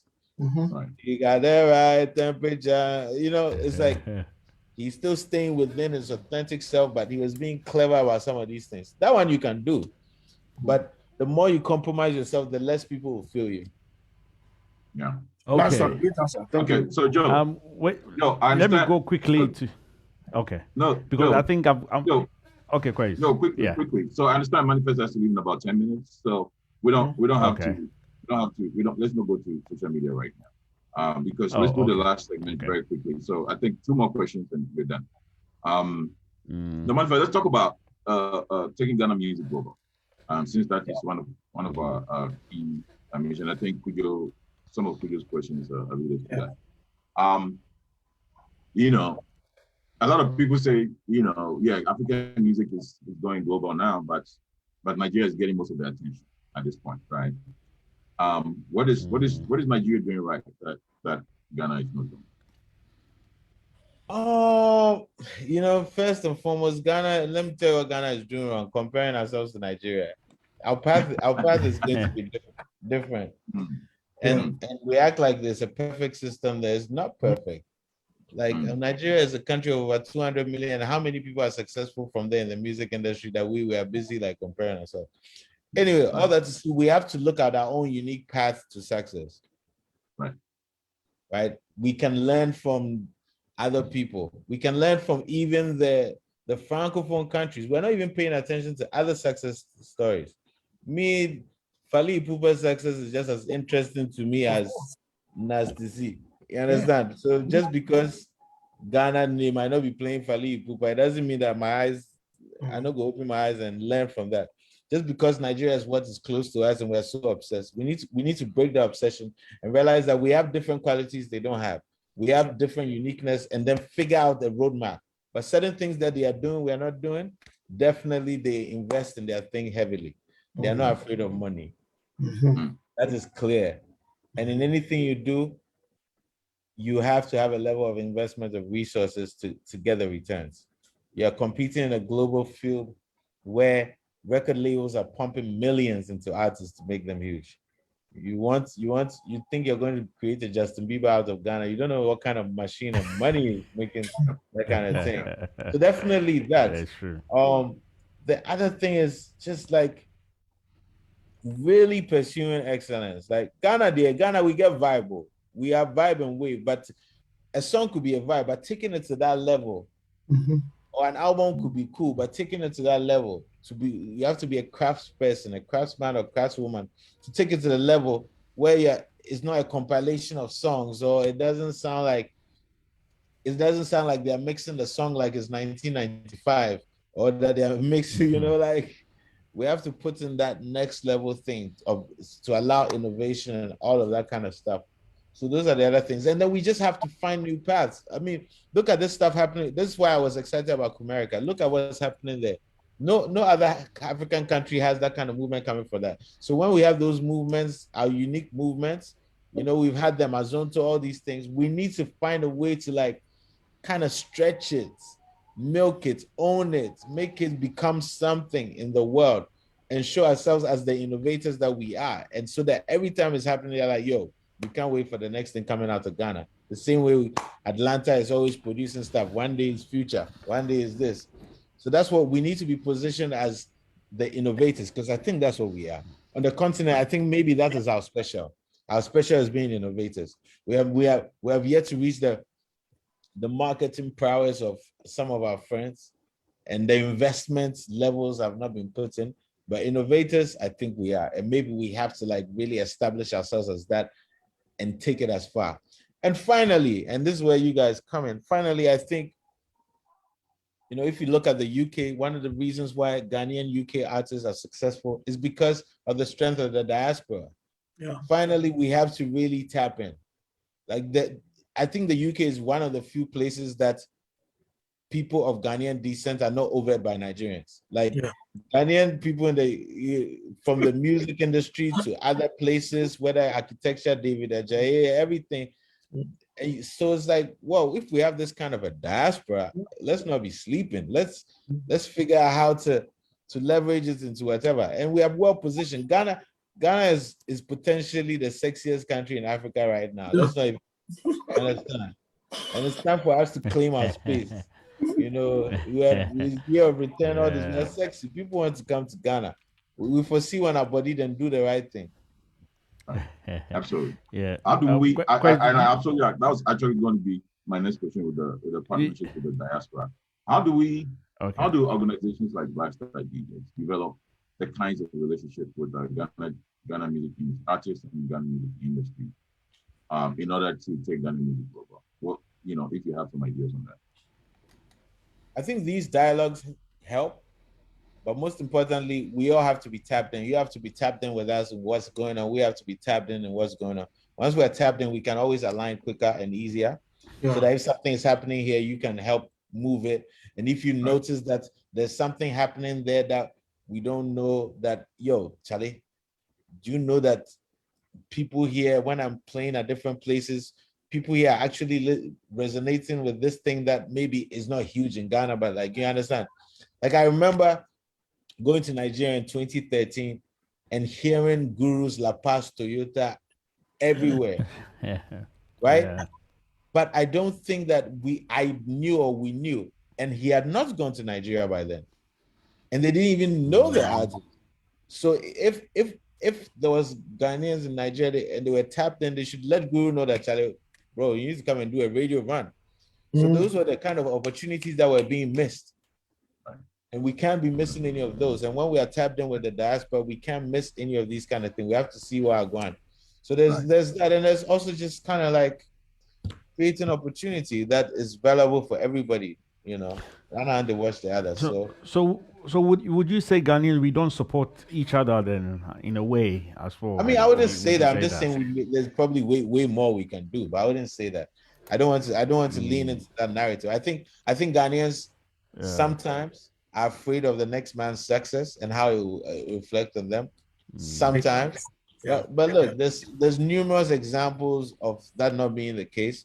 So I think we just need to encourage and lean onto the fact that there's enough space for everybody to shine, and our communal shine is whatever. And we also, I mean, another thing I guess I just thought of is we also need to kind of be we have to be open to the world as much as we can be. Some of the people we like to compare ourselves to, Charlie, they enter different places and they are very open. They are, they are not just looking for, they don't go to the UK and they just think the only kind of people there is a Stormzy or whatever. They're looking for the people on the come up who are buzzing somewhere. It might be Manchester, etc.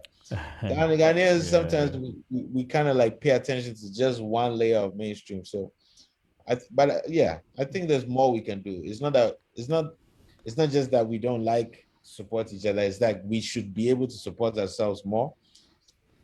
Okay. On even if it's just purely on a business level, because if purely on a business level, brand Ghana needs to like be bigger. That support is not for individuals; it's for brand Ghana. Okay. Awesome. Okay. Let me tell you, before we let you go, man, my phone is buzzing. A lot of DJs telling me, look, we can't have M.anifest come here without taking us a freestyle with BlackstarDJs. So I had a mess statement. No, I said Ghana internet connection. Mintio, what's this? Mintio. Mintio. You can't do BlackstarDJs like that, man. The connection. Oh, you can't do that. Listen, in my armchair, but you know, go chair till boys put the comp in the bed. When it comes speeches, I'm ready. See the boy 2G, don't awake in the bed. Fidel to these infidels, so now can't you tell? I was fly before the fame, bruh. 2 cities to my name, but no cheeky ever told Diggy I'm a lame. I put some pain, bruh. Genius stroke with my paintbrush. Vincent Van Gogh with a baritone touch. Can't walk in my shoes or wear my clothes. None of them clothes when you juxtapose. You go fit as the past what I meant to pose. Middle finger up, sentimental pose. Listen,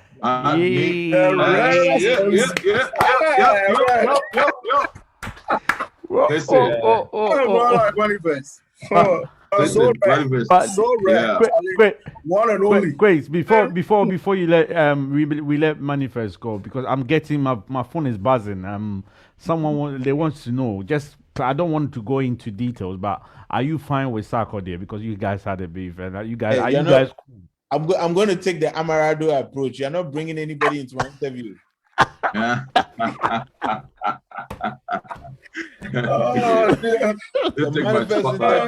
This is Manifest Spotlight. Okay. That's fine. That's cool. Listen, guys. Yeah. So, guys, Manifest latest, No Fears with Manifest. But how was it working with Vic, man? That's an amazing artist right there. It was dope, man. Shout out to Vic. Once again, diaspora linkages. You see? Yeah. Exactly. Yeah. Blackstar DJs, if you don't have Manifest in your playlist right now, I'm telling you, man, I know a lot of you have not been paying attention. We need to be playing these things. We need to be playing good quality. Let's put the best of Ghana in our playlist. You know what I'm saying? Yeah. So make sure to go cut that. Manifest is on all platforms. iTunes, check out YouTube, check out, Spotify, make sure to stream his music. A lot of good quality music there. So if you don't have his music, make sure to check it out. But definitely make sure to download the latest song, No Fears, with Vic Mensa and Molly, right there. There you go. Thanks, Selassie. Yeah. Yes, make sure to download that. Thank you so much for having me. Nice one. Yeah. Anything else? Last words before you go or something like that? Yeah. No. Big up to you guys. Big up to my like I'm putting your name out there. Manifest now. Big up to you guys. Keep doing what you're doing. We day far, but we see, we appreciate, big up. We can all keep marching forward, doing bigger, better things for that are beyond us. We're doing it for legacy. We're doing it for the next generation. We're doing it for beyond when we are on this earth. So much appreciated. Stay safe. Thanks for having me. And we'll go do this again, hopefully in person. Of course, yeah, that's one of the biggest missions. Exactly. Let me also say this, man. Look, like I said, I've been following your career from the beginning, and I know that there were a lot of naysayers telling you, you can't do what you're doing in Ghana. You proved everybody wrong. You start your gun, you maintained, and because you were consistent with, the quality of the music, you've definitely raised the bar in terms of, when it comes to Ghana music. And listen, if nobody's telling you, we are telling you, we really respect what you do. You have mad respect in the diaspora here. And I can't wait for you to be all over the world. You're already all over the world, but I can't wait for your music to be like the top in a lot of charts, right? So mad respect. BlackstarDJs, we did for you. Bless up. Thank you so much, man. Bless up. Before we go, let's hear Manifest latest, baby. Let's go. Everybody, Blackstar, let's rock. Tell to the boys, pour like this to the gods. Let's go. Hey. Even the odds, par to the fucking gods. Because with the toes, couple wins come with the loss. So my lips to your ear, tell them I'm telling no fear. No fear, challenge, no fear. No fear, tell them I'm telling no fear. No fear, tell them I'm telling no fear. No fear, challenge, no fear. No fear, my dear, but I don't really care. Just move from there. No fear, my dear, I don't really care. Just move from there. Why would I feel fear 10 years and I'm still on top out here? We be outside out here, you was in the house before the lockdown here. I manifested every single blessing, I put the legacy before the Lexus. They tried to play me like I wasn't born for this till I came out the cut like a C-section. When I was a child, I knew I was destined. Even when they put me in a special needs class, man, I always knew I was special. Try to shut me up, now you got the muzzle. Charlie better watch your tone with me. Probably cause I got that pole to me. Now Shawty wanna drop that low for me. No fear, man, heart no pole protect. No fear, Charlie, no fear. No fear, tell him I'm Charlie, no fear. No fear, tell him I'm Charlie, no fear. No fear, Charlie, no fear. No fear, my dear, but I don't really care. Just move from there. No fear, my dear, I don't really care. Just move from there. In my armchair, but you know go chair till boys put a comp in the rear. When it comes speeches, I'm rare. See the boy 2G don't awaken the bed. Fidel to these infidels, so yeah, can't you tell? I was fly before the fame, bruh. 2 CDs to my name, but no cheeky ever told Dicky I'm a lame. I put in pain, bruh. Genius stroke with my paintbrush. Vincent Van Gogh with a baritone touch. Can't fit in my shoes or wear my clothes. None of them clothes when you juxtapose. You go fit as the past what I meant to foes. Middle finger up, sentimental pose. No fear, no fear. Charlie, Charlie, Charlie, no fear. No fear, no fear. Tell him man, Charlie, no fear. No fear, no fear. Tell him man, Charlie, no fear. No fear, no fear. Charlie, Charlie, Charlie, no fear. No fear, my dear. Like I don't really care. Just move on there, move on there. No fear, my dear. I don't really care. Just move on there, move on there. Motherfucker, make you know they try me. Debbie, make you know deny me. No debate, just elevate. Taking what's mine, make it tiny. Flesh and then make it very high key. No debate, just elevate.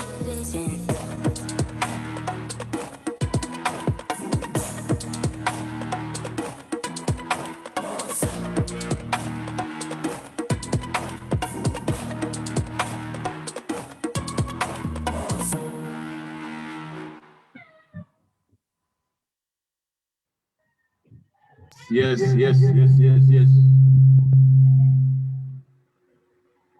That was M.anifest. Listen, ladies and gentlemen, once again, thanks for tuning in to the Spotlight Show. We just had a really amazing conversation with M.anifest. We got really up close and personal to really understand what is really going on in his head, his story, and talk about music in general in Ghana. I hope you enjoyed the conversation we did. Once again, name is DJ Quakes alongside DJ Big Joe, DJ Kujo Selassie in the background. We hope you enjoyed the show. Spotlight each and every Sunday. Tell a friend to tell a friend. Share the video. Let's do this again next Sunday. Thank you. Peace out.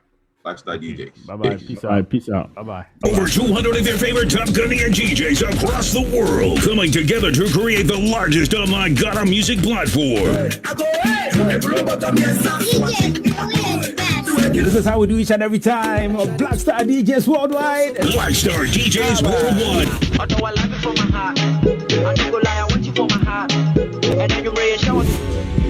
BlackstarDJs. All your top Ghanaian DJs worldwide.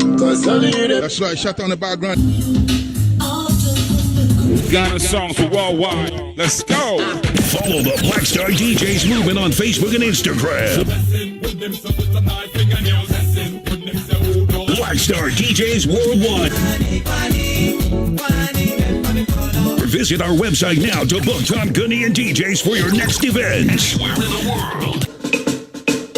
At www.blackstardjs.com. Let's go, Ghana.